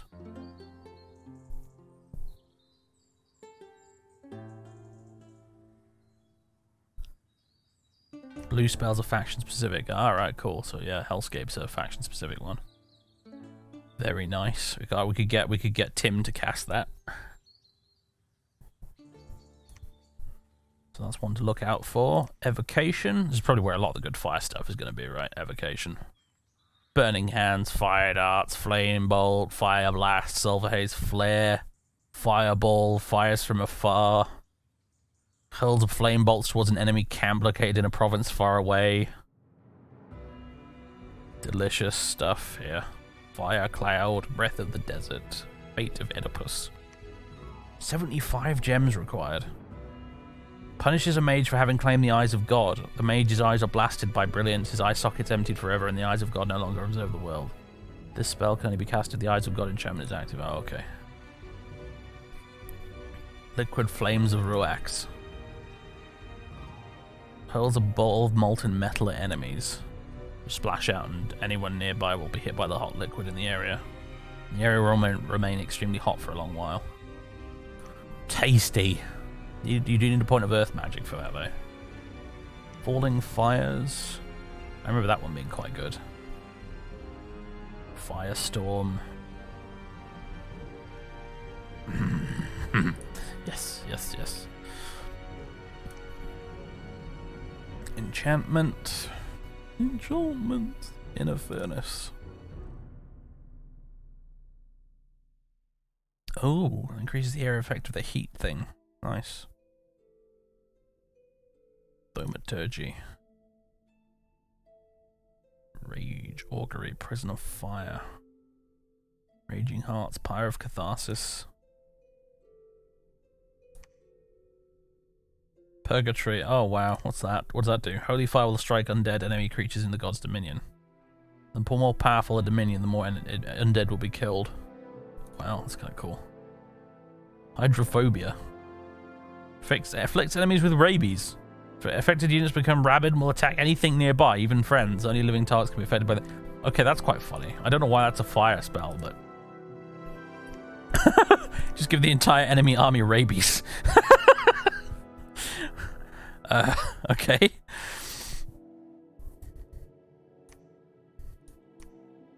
Fun stuff. Very fun stuff. Was there anything else? Blood magic. Ah, right, yeah, this is a whole other thing. Oh, boy. Yes, you need blood slaves for this. We need to go collecting blood slaves by going on, like, little raids. So that's going to be a whole mechanic we need to use in this playthrough. Middle Era Abyssia, correct.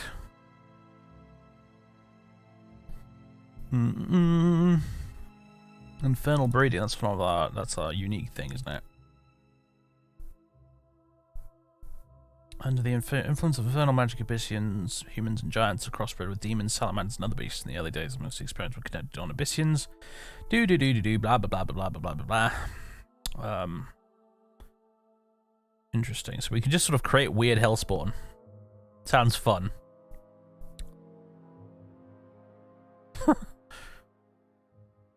Sounds like a giggle. You only need 2 blood magic for that.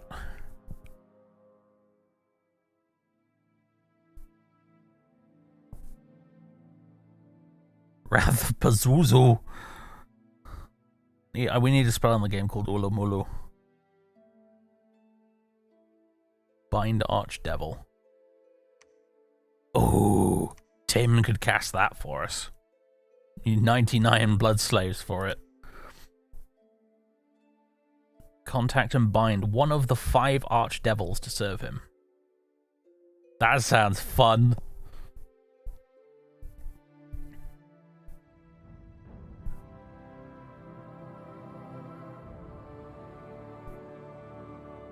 We're gonna have fun with blood magic. We are definitely gonna have fun with this.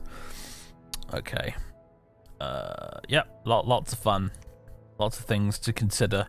In the meantime, though, we don't actually have anyone to begin research for us right now, so it's a bit of an academic question, isn't it? I'm thinking evocation first, because that will just give us a basic access to, you know, a bunch of chuck a bunch of fire around spells. Might be a good idea. Construction I kind of glossed over because I don't think there's, aside from the Iron Dragon, there's really nothing that involves fire here. Although construction you do want to get anyway because it allows you to construct magic items, so we'll probably want to invest in that regardless, because magic items will be the key to making Tim supremely powerful on the battlefield. But I think evocation, a couple of levels of evocation would be a good start. Maybe even 3, just so we can get Fires from Afar and Fireball. But Fireball in particular would be very nice, I think. And yeah, get into doing some Infernal Breeding. I'd like to start having a go at. So things you say when playing this game. Yeah, start investing in. Yeah, so I think if we go 3 levels of evocation. Couple of levels of blood magic. No, it's 3 levels. I'll just queue that up for now. Still recruiting our demon bread, who's going to be our prophet. Alright, end turn. Battle in the Troll Woods. Go, little salamanders. Curse you, crossbowmen. Probably should have told the salamanders to attack the rearmost enemy unit, shouldn't I? They kind of did that last time by accident. I should have actually specifically told them to do that, though. Oh god, we're losing all our salamanders. It's okay, they're relatively expendable. I think this one got completely fatigued there or something. He wasn't really moving. Okay, bye salamanders. Just chop you up to death with the infantry now.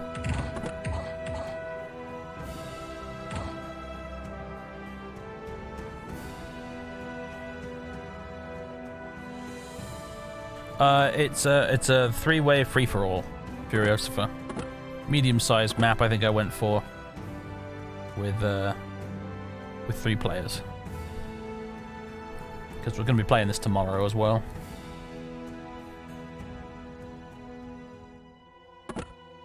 Well, don't just run past the crossbowmen.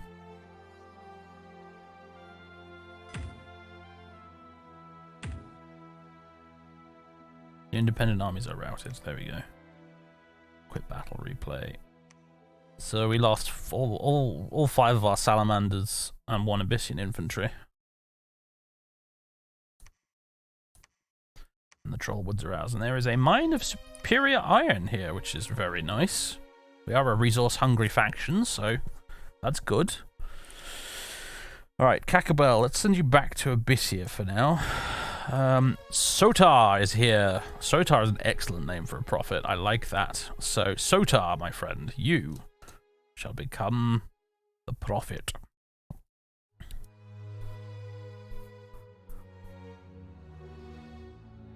Glad playing Dominions 5 against great game, super underrated. I agree, this game's amazing.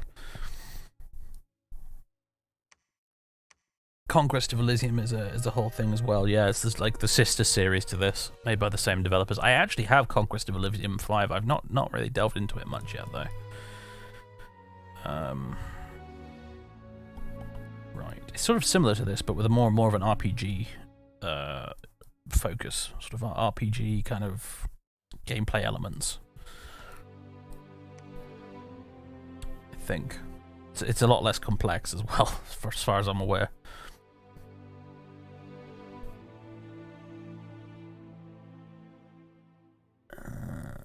Let's see. Anything else we want to do right now? Recruit. Probably just want to recruit some anathema salamanders, don't we? Just get some cheapo priests on the go, along with our cheapo infantry. Although actually, get some replacement sallies, shall we?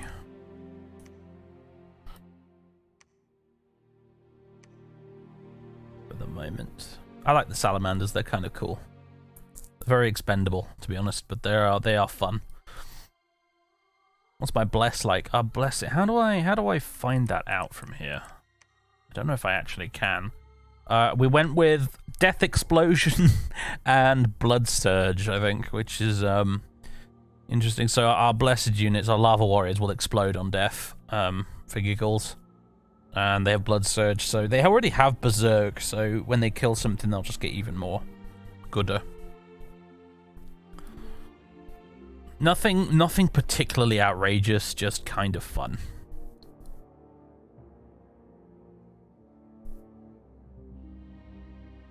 Yeah, that's one of the things I really like the look of with Conquest of Elysium, is the fact that you can go to other planes of existence to do stuff there. Like the often shared sort of anecdotal feature of the game is that if you're being like bothered by a particular demon, you can go to hell and kill him there. In that game, which is fun. So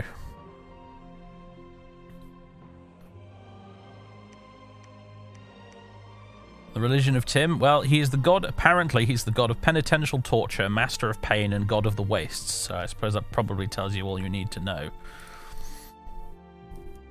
He's a big winged demonic looking dude. He's not with us right now. He's not awakened just yet. He will do in about a year.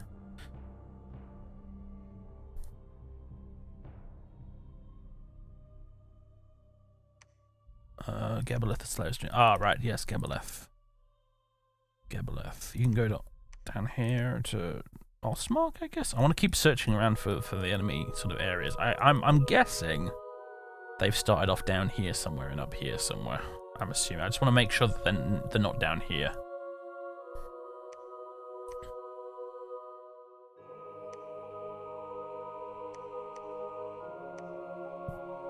Alright. End turn. Proclamation from Abyssia. Sotar the demon bred shall hereby be known as the prophet of Tim, god of penitential torture, master of pain, god of the wastes. New famous hero. Stories of Kakabel's brave deeds as unequaled obesity. Oh, we have a chonky boy. Excellent, as is tradition. Apparently. Unequaled obesity. This hero is of an extraordinary size and will have more hit points and strength at the cost of some encumbrance. Ah, marvelous. Chongbird is with us in spirit, yes. Praise mighty Kakabel.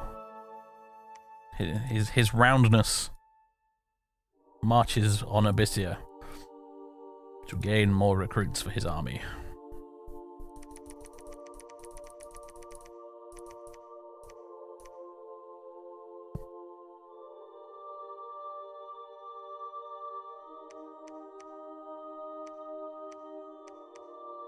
Oh man, now you're making me wish I'd played as Bandalog. If he played as Bandalog and got a hero with unequaled obesity, he would have literally been a chunky monkey. Anyway, maybe we'll do that next time.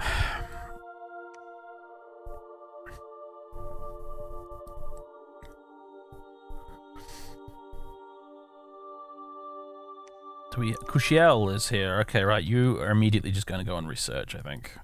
So we can start doing research. We're gonna need a lot of priests, aren't we? Because we're gonna need some of them to go to blood hunts and stuff, aren't we?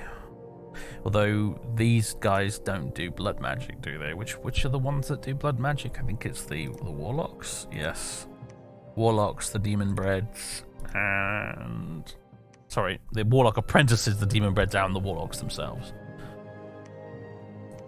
Who look very good, actually, I must admit.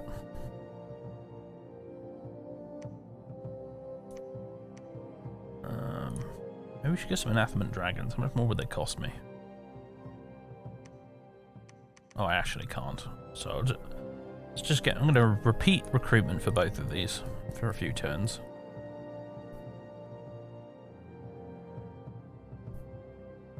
Conquest of Elysium did just release a new class, the Monkey Maharaja. Really? Nice. 2 commanders are doing nothing. Right, who's doing nothing? Sotar's doing nothing. Sotar, the Prophet. What do I want to do with Sotar right now, actually? I decided to make Sotar my prophet because he can fly, which means that, at least in theory, yes, he can zip around the world, sort of going to places where I need the prophet to be, which is helpful. For now, I might just stick him on research, or perhaps blood hunt. Capture young girls with the special blood needed for but required for blood magic. This is possible, but very difficult task for people without power in this path of magic. Yeah, I believe that does cause some unrest. I'm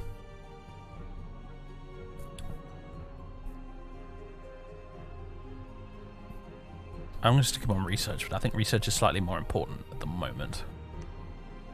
Right, Keboleth. Yeah, you. Aha! So they are down here. Uruk. It is the Enkidus. Interesting. Okay. We're dealing with them down in the south here. Right, good to know.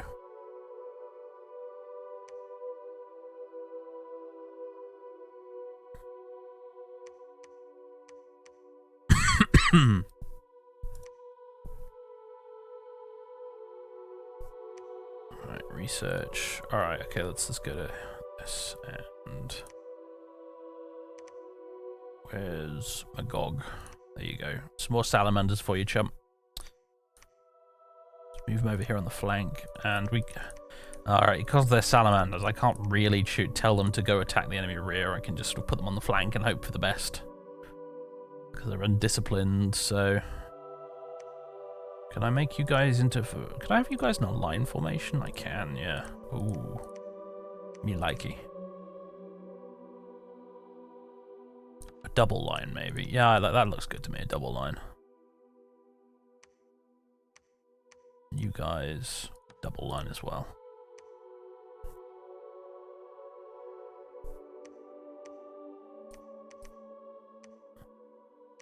Kakabat will move you up there. Sotar, move him up a little bit. Where's... Oh, there he is. There's Magog. Let's put him over there. Sotar, set battle orders. I think just as a default, I'm going to have you cast a specific spell at the start of the battle, which is going to be Blessing. Or Divine Blessing? Oh yeah, Divine Blessing. You're going to do that at the start of every battle, just to bless any... Doesn't really matter right now because we don't have any, but later it'll matter. It means he'll activate the blessings of all of our sacred units at the start of the battle, so I just want him to do that at the start of every battle if possible. And then main order and target will be cast spells, I guess. I should probably assign him some bodyguards.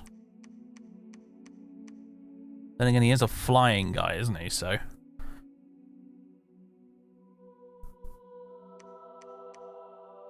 I don't know, we'll give him some bodyguards anyway.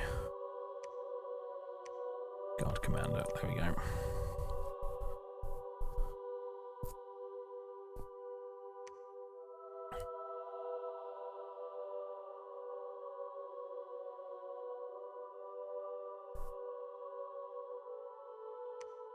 Okay.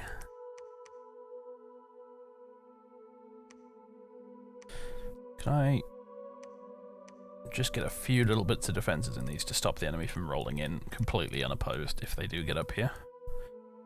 Alright. Kakabel, Magog, and Sotar.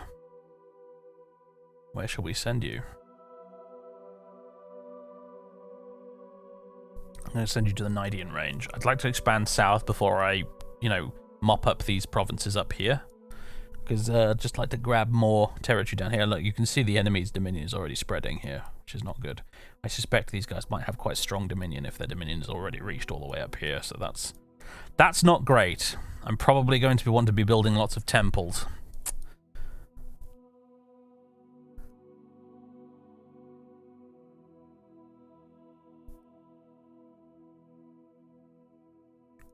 Okay, enter.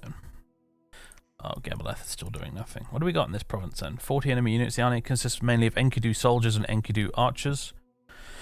Huge Mushusu chariot was seen towering over the army. The army appears to be commanded by Weir, the great enchantress, who radiates power. The local defense of this province appears to be very strong and well organized. Fortified city. Yes, okay. Well, you carry on, Gebeleth. You keep exploring.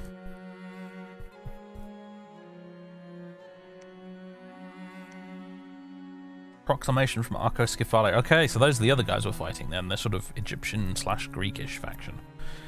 Leontius, the Hypaspist commander, shall hereby be known as the prophet of Hephaestos, Hephaestios, eater of filth, lord of suicide, lord of the crafts, eater of filth. That sounds like something from a FromSoft game. A new famous hero. Stories of Magog's brave deeds and his only equal there be. Oh my god, Magog is fat too. That's amazing.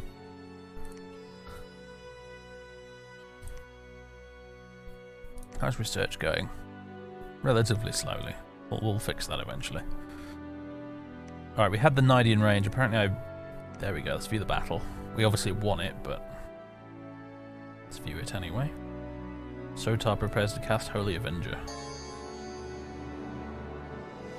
Don't even know what that does, honestly. Fight the frog people. Burninate them.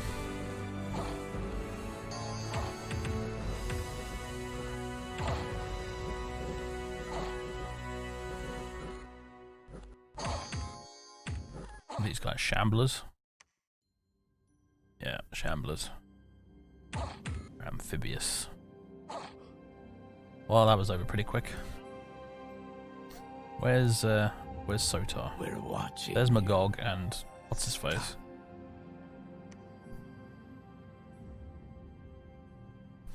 DF302, thanks very much for the Prime sub. Much appreciated.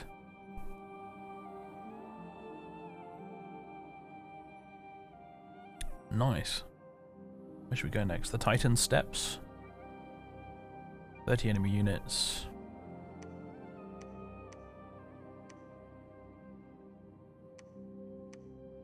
Een Umbral. Gebeleth, keep going this way. I'm going to go this way to the Titan Steps. I'd like to stop this advance in its tracks down here that I'm seeing.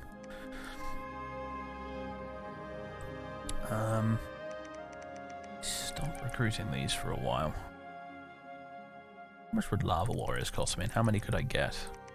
Not a huge number of them.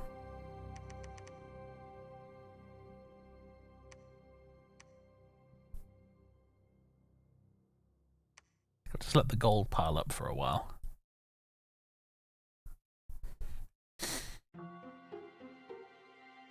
Yeah, music is as often is the case. It's taken from my Oblivion music folder. Right. End turn. Ooh, an arena. Brings 25 gold per turn. Nice. Oh, that reminds me of another game that I should totally stream at some point. What was it called? War Sim. That was it. The Realm of Aslona or whatever. That's a fun one.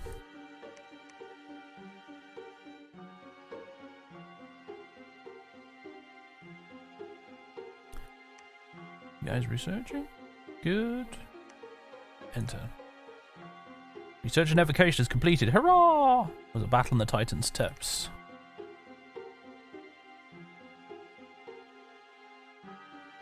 This is a remade folder. I didn't know. Yeah, I don't have the original one.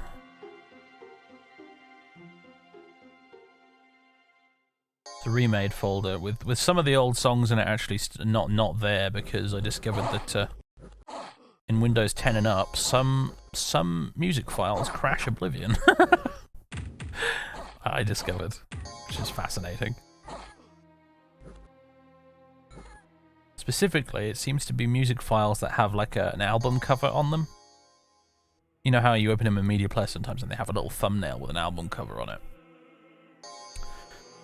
If Oblivion tries to play an MP3 file or any music file which has an album cover associated with it in Windows with a little thumbnail, the game immediately crashes. Goodness knows why. It just does. No losses this time. Very nice.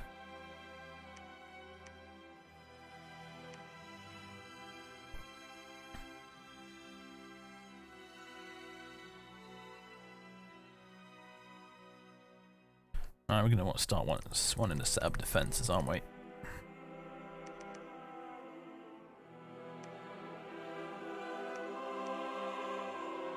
Go to Mapito Cliffs, I think. Maybe set up some defence to the Nidian range as well. Oh my god, we're going to have little Shamblers defending the province. That's amazing.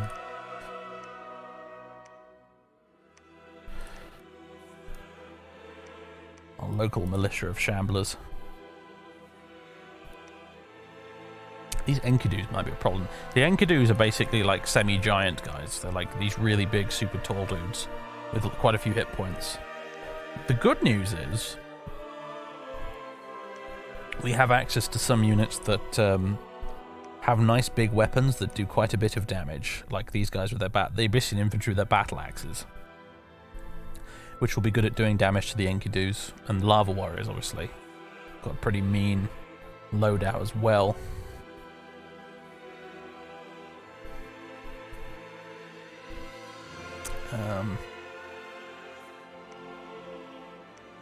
Abyssian Infantry with the...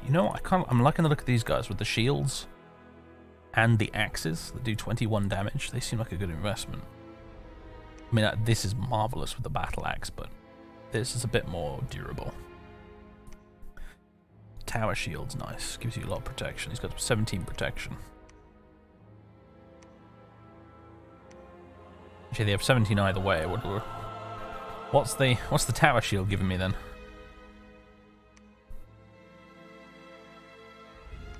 Is that not factored into the protection stat? Not sure how that works. Defense -2, parry 7, encumbrance 2. I don't know. I think they seem like a good idea to me. I'm gonna get some of these guys with the little axes. And are we still recruiting these salamander guys? Yeah, we are. Good. Yeah, you're gonna move there. Where is Gebeleth hanging out? He's hanging out here. Actually, is this place completely unguarded? It's completely free of enemy military units. The local defense of this province only consists of 1 officer and a few loyal henchmen. Screw that. We're not going to Mapito Cliffs. We're going to Wise Spring Grove. Instead, head them off at the pass, so to speak.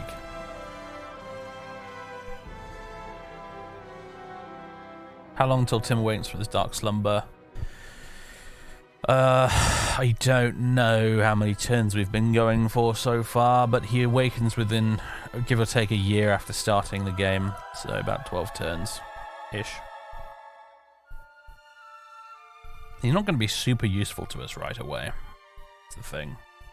He's a bit of a late bloomer, is Tim, and we'll need to equip him with some really nice weapons.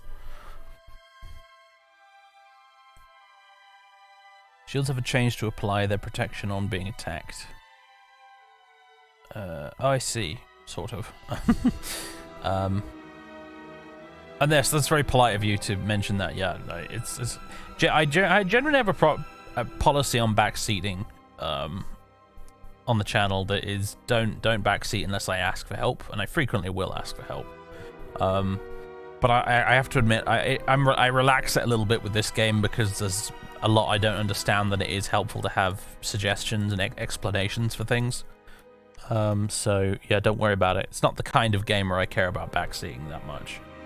The backseating rule really is made for those situations involving stuff like, you know, puzzles in puzzle games and, you know, that kind of thing.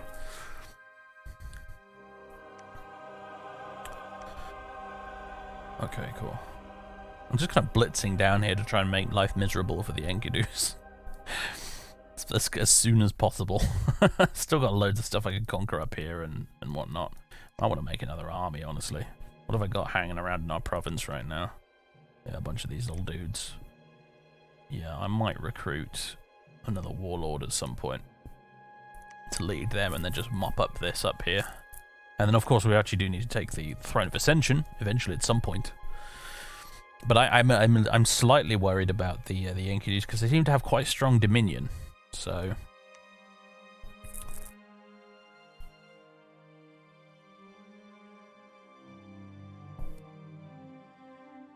enter. Gebeleth is doing nothing currently. Honestly, that's fine. Head down here to Dragonport, check that out, I guess. A battle in Whispring Grove. Here we go.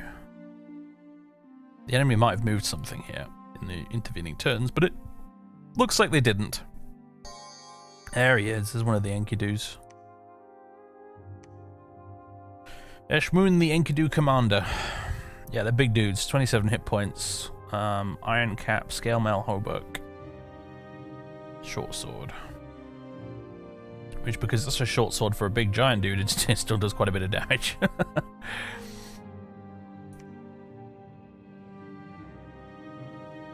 Go, Salamanders. Go.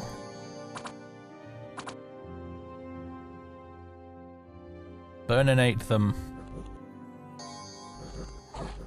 Oh, man.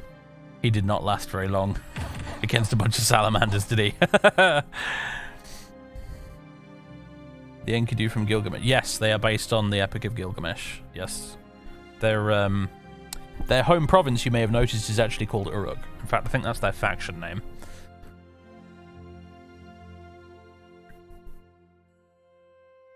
A new famous hero. Sotar's brave deeds are now told, and his valor are told by bards and storytellers all over the world. Ooh, it's getting chilly. It's winter. Winter is coming, and bearing in mind we are a heat-based faction, that will have negative consequences for us if we're fighting in a cold province in the winter. We probably don't want to be fighting in the winter as much as possible as Abyssia. That's something to bear in mind. The seasons can sometimes have effects. Even in Abyssia itself, the heat has now gone down to +2 instead of +3. It's a bit chilly. We've got halfway in. 10 gold per turn. That's nice.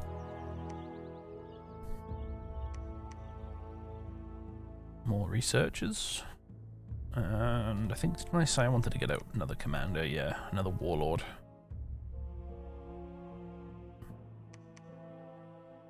And yeah, keep recruiting more of these dudes. And we'll assign them to the warlord next turn, and he can go off and start battering some of these guys. In fact, I might even get him some Salamanders, because Salamanders seem to be a really nice unit. At least in the early game, they're nice. I suspect they might not be quite as useful later.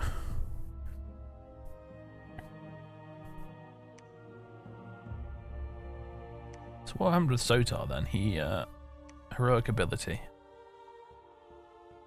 Increased morale and leadership.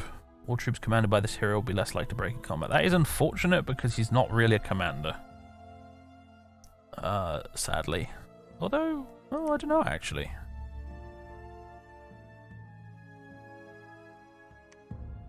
Maybe he is. It's quite high leadership value. Oh yes, no, he can command a lot of units actually. I take it back. Sotar is quite the commander.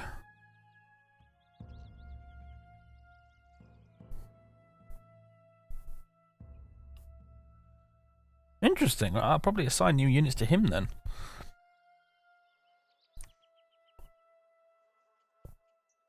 Interesting. Alright. This wouldn't be a bad place to start building a castle, would it? If I had the money to do that. Which I don't. Yeah, 600 gold to build palisades, and I only have 388 in the treasury right now.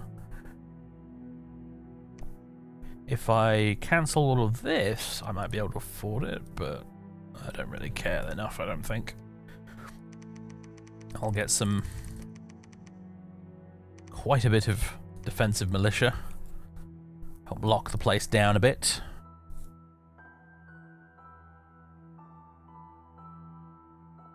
And might just shift off over here to the Mapito Cliffs. Hopefully, well, let's see. They may try and take White Spring Grove back again. If they do, they'll have to fight our militias. Although, is that their pretender god right there?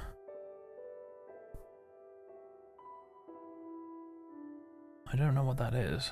Enemy force appears to consist of a single Ashipu.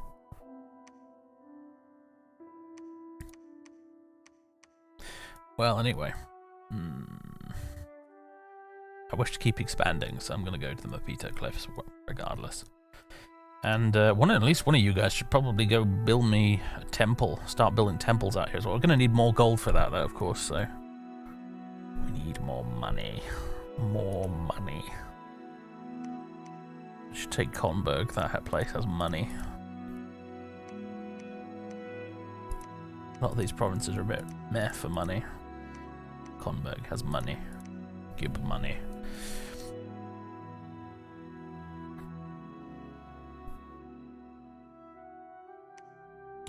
Gebeleth. What's Gebeleth doing in the minute? I don't suppose you could try and assassinate this thing, whatever it is. Assassinate enemy commander. This probably will not go well. I'm going to try it anyway.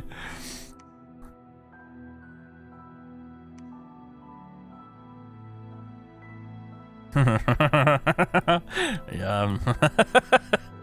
Well, we'll see. So you're Ishmi Dagan the Ashipu. You're a priest with nature and astral magic.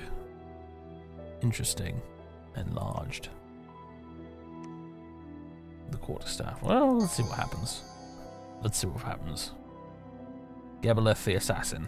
He goes with his poison daggers. Astral shield, huh? Well, screw you too, buddy. Oh dear. Surrounded by powerful arcane energies that paralyzes anyone that attacks. Okay.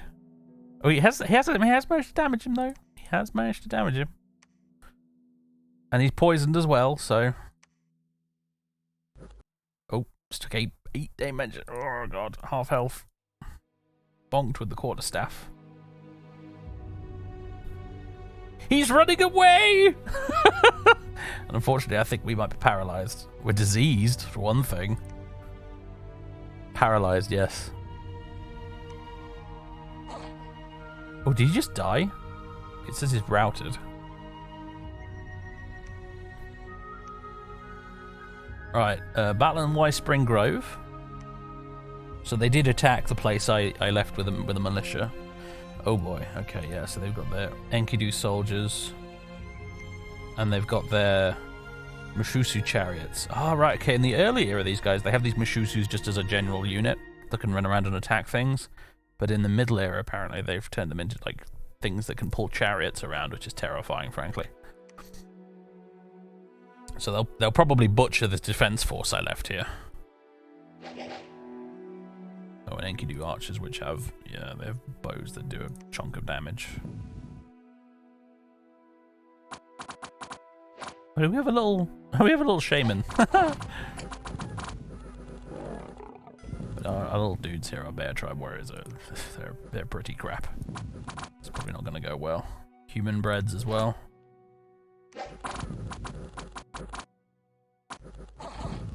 No, we will almost certainly lose this, but you know, bit of a speed bump. Did some damage to them. Come back with the rest and try and fight them again later. Is a nation too. Yeah, is the early era version of these guys. I have played as them. They were the guys I played as actually in the test game I did the other day. To try and refamiliarize myself with the game a little bit, I played as They were quite fun. I think I played against the sort of the Gaelic faction, the Gaelic inspired one with the Fyrbolg, or however the hell you're supposed to pronounce it, with the Tuatha and stuff. They're the ones that are allergic to iron, and unfortunately I was playing a faction with lots of bronze, so they were actually ended up being quite tricky to deal with.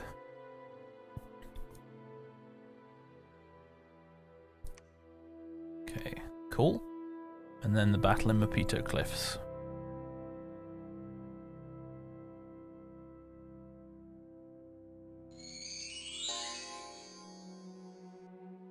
Against a bunch of tribesmen, basically.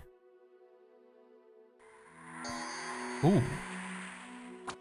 Oh, they were casting panic on us. Git.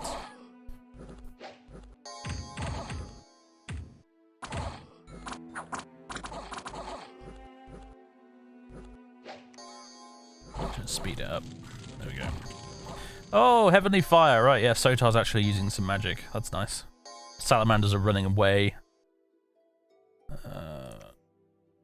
Okay, good. We lost a couple of human breds and a couple of salamanders. What happened here? I think it looks like we did kill Ashipu.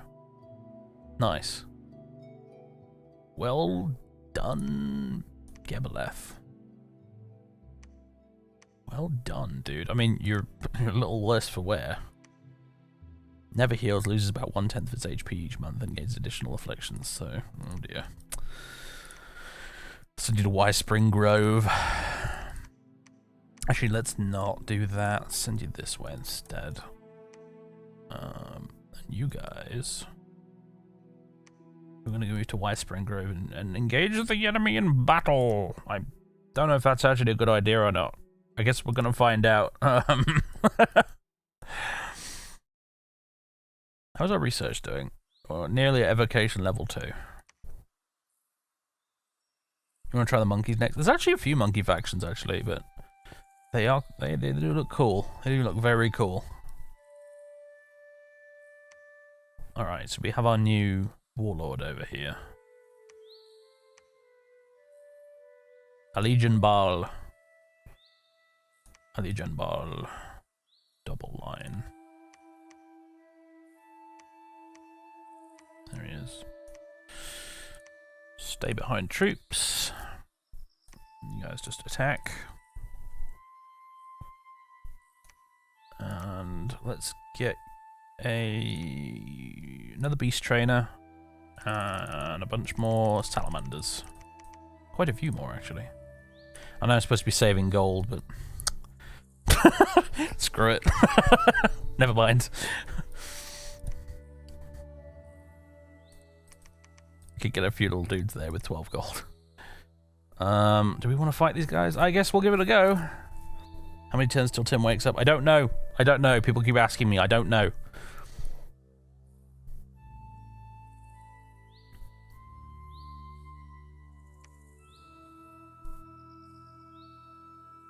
Tears of the Pantocrator.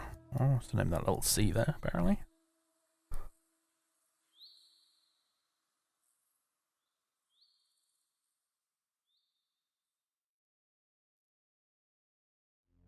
I may start blood hunting. I mean, it's going to be a little while before I research any blood magic, so... I suppose I could, though. Blood hunt. You do have... No, you don't have blood magic, so screw that. Yeah, no. The only guy I have with blood magic currently is Sotar, so yeah, no, bollocks to that. Allegian Baal, the Warlord's doing nothing. Yeah, he's fine doing nothing. Proclamation from Uruk. Itel Pisher, the Enkidu commander, the world's most beloved hero, shall hereby be known as the Prophet of Wit. Oh, right, they have a prophet. Okay, battle. View battle. I hope this went well. I'm skeptical, honestly. I don't think we're coming out of this without a lot of casualties either way. Salamanders, you might be the key here, I'm not sure. Set this bastard on fire.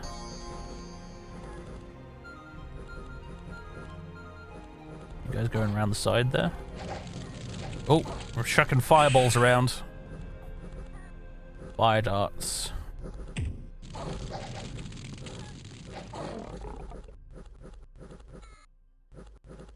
This is not looking great, if I'm honest. You guys are just kind of standing there because you're just guarding the commander, aren't you? Yeah. What's happened to this guy? Blood surge active on him? Oh, this is the prophet, right.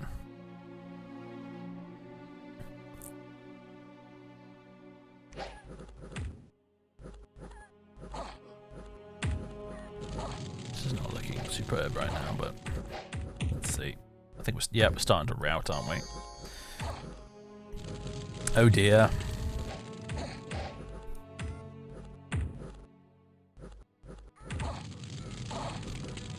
Some guys here that might burn to death.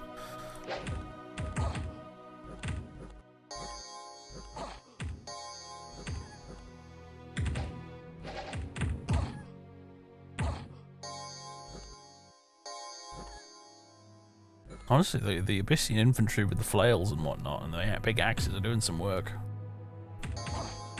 Have they turned this around? Are the Enkidus retreating? Looks like they are. Holy crap. Let's hear it for the big axe guys. I knew they'd be helpful because they're the ones that are bound to do enough damage to these big bastards to actually hurt them. Did we kill their commander? Ah, I see. Looks like our beast Magog has survived. I don't know about the other guy though. Kakabel might have bought the farm.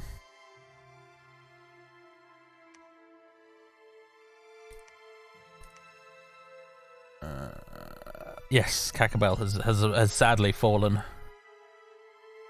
It's alright, I guess we can just give all the rest of them to Sotar to command. We killed lots of Enkidu soldiers, we killed both them with Shushu chariots.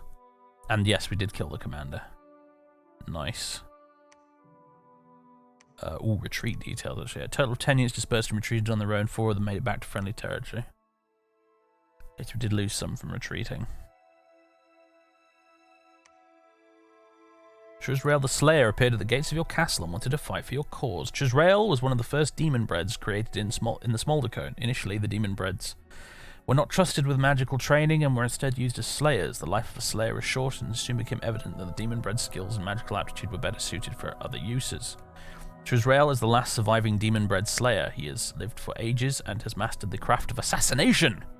Chuzrael's demonic ancestry makes him very difficult to detect. His demonic nature is also made manifest in his appetite. Chuzrael reputedly feeds on the hearts of his victims after slaying them. Hello. Got a little unique sprite and everything. Demon ninja. So he can fly. That's pretty cool. Scale walls.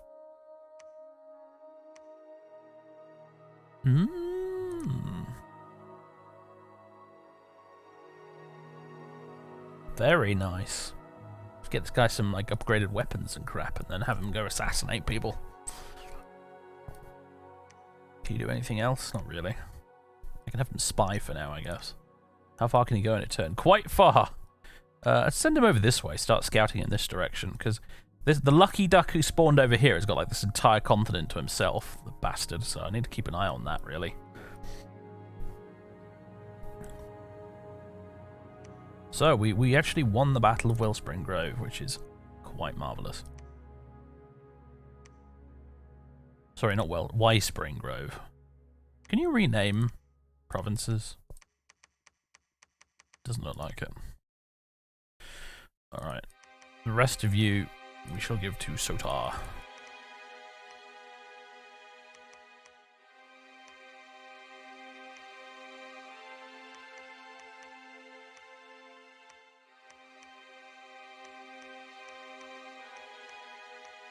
Oh, for goodness sake, just...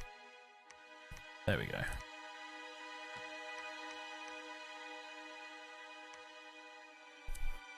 Magog, we'll switch you so you're over there now.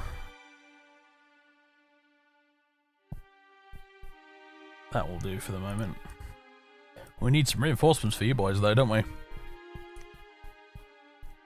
That's for darn sure. We have two guys called a Legion Bar. That won't do.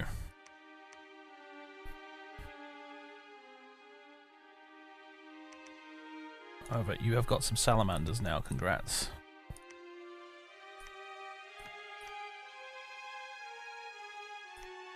I'm going to send you off here to go and attack Comberg, and hopefully you will succeed. I don't need another Beastmaster. I do need... I need... somebody who can blood hunt. You.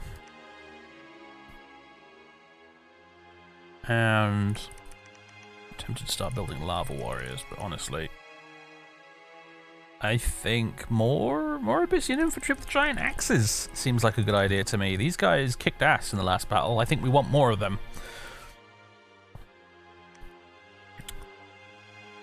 Oh god, look at Magog. I think he's been chest wounded and a limp. Oh dear. Oh dear, Magog. You're not in a good state, my dude.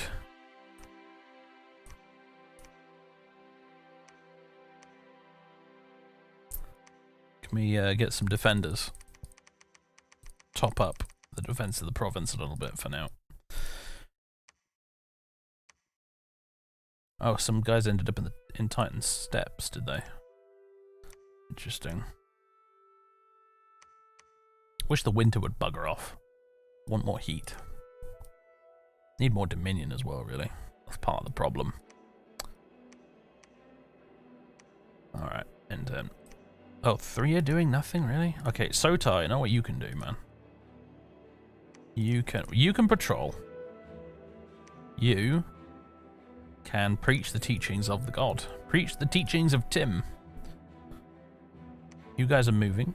You're sneaking. The rest of you are researching. My cat is at the door meowing to be let in. Although he has handily reminded me that it is pretty much time to go, folks, actually. I'll end the turn. Battle in Conberg. We'll view this. And then I'm afraid we will have to go. Whoa. Camera.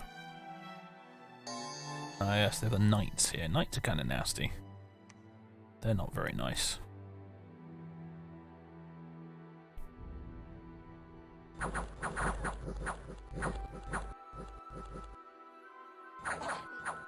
So the Salamanders have gone round the knights, however, and are just burninating all of the infantry along with this priest very shortly. Turn around, Salamanders. Attack them from the rear. Oh, perfect. Yes. Yes.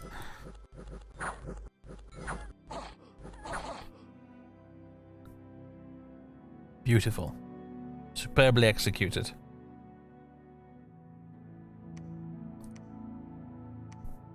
We lost 5 human breads, 1 Abyssian infantry, and 5 of our Salamanders. And we burninated all of them. Yes, yes! More income. It's jumped up by quite a lot now, actually, that has. I want to go to Ossuary next, although we have to go round like that because the river's in the way. Wood of many paths. Alright, you get one more turnitis really badly in this game sometimes, so I'm just going to stop right now before I end up going even further over time. Save game and quit. Done. Ladies and gentlemen, boys and girls, thank you very much for tuning in for some Dominions 5 Warriors of the Faith. I'll be back with more of it tomorrow evening, same time. Might even start an hour earlier, we'll see actually. Just try and fit in the rest of the campaign. Dominions 5 is such good fun. I really, really, really, really enjoy it. And yeah, I'll be back with more tomorrow. I hope you guys have enjoyed it too. If you've been watching on YouTube, thanks for tuning in. And I'll see you in the next one. See you, everybody.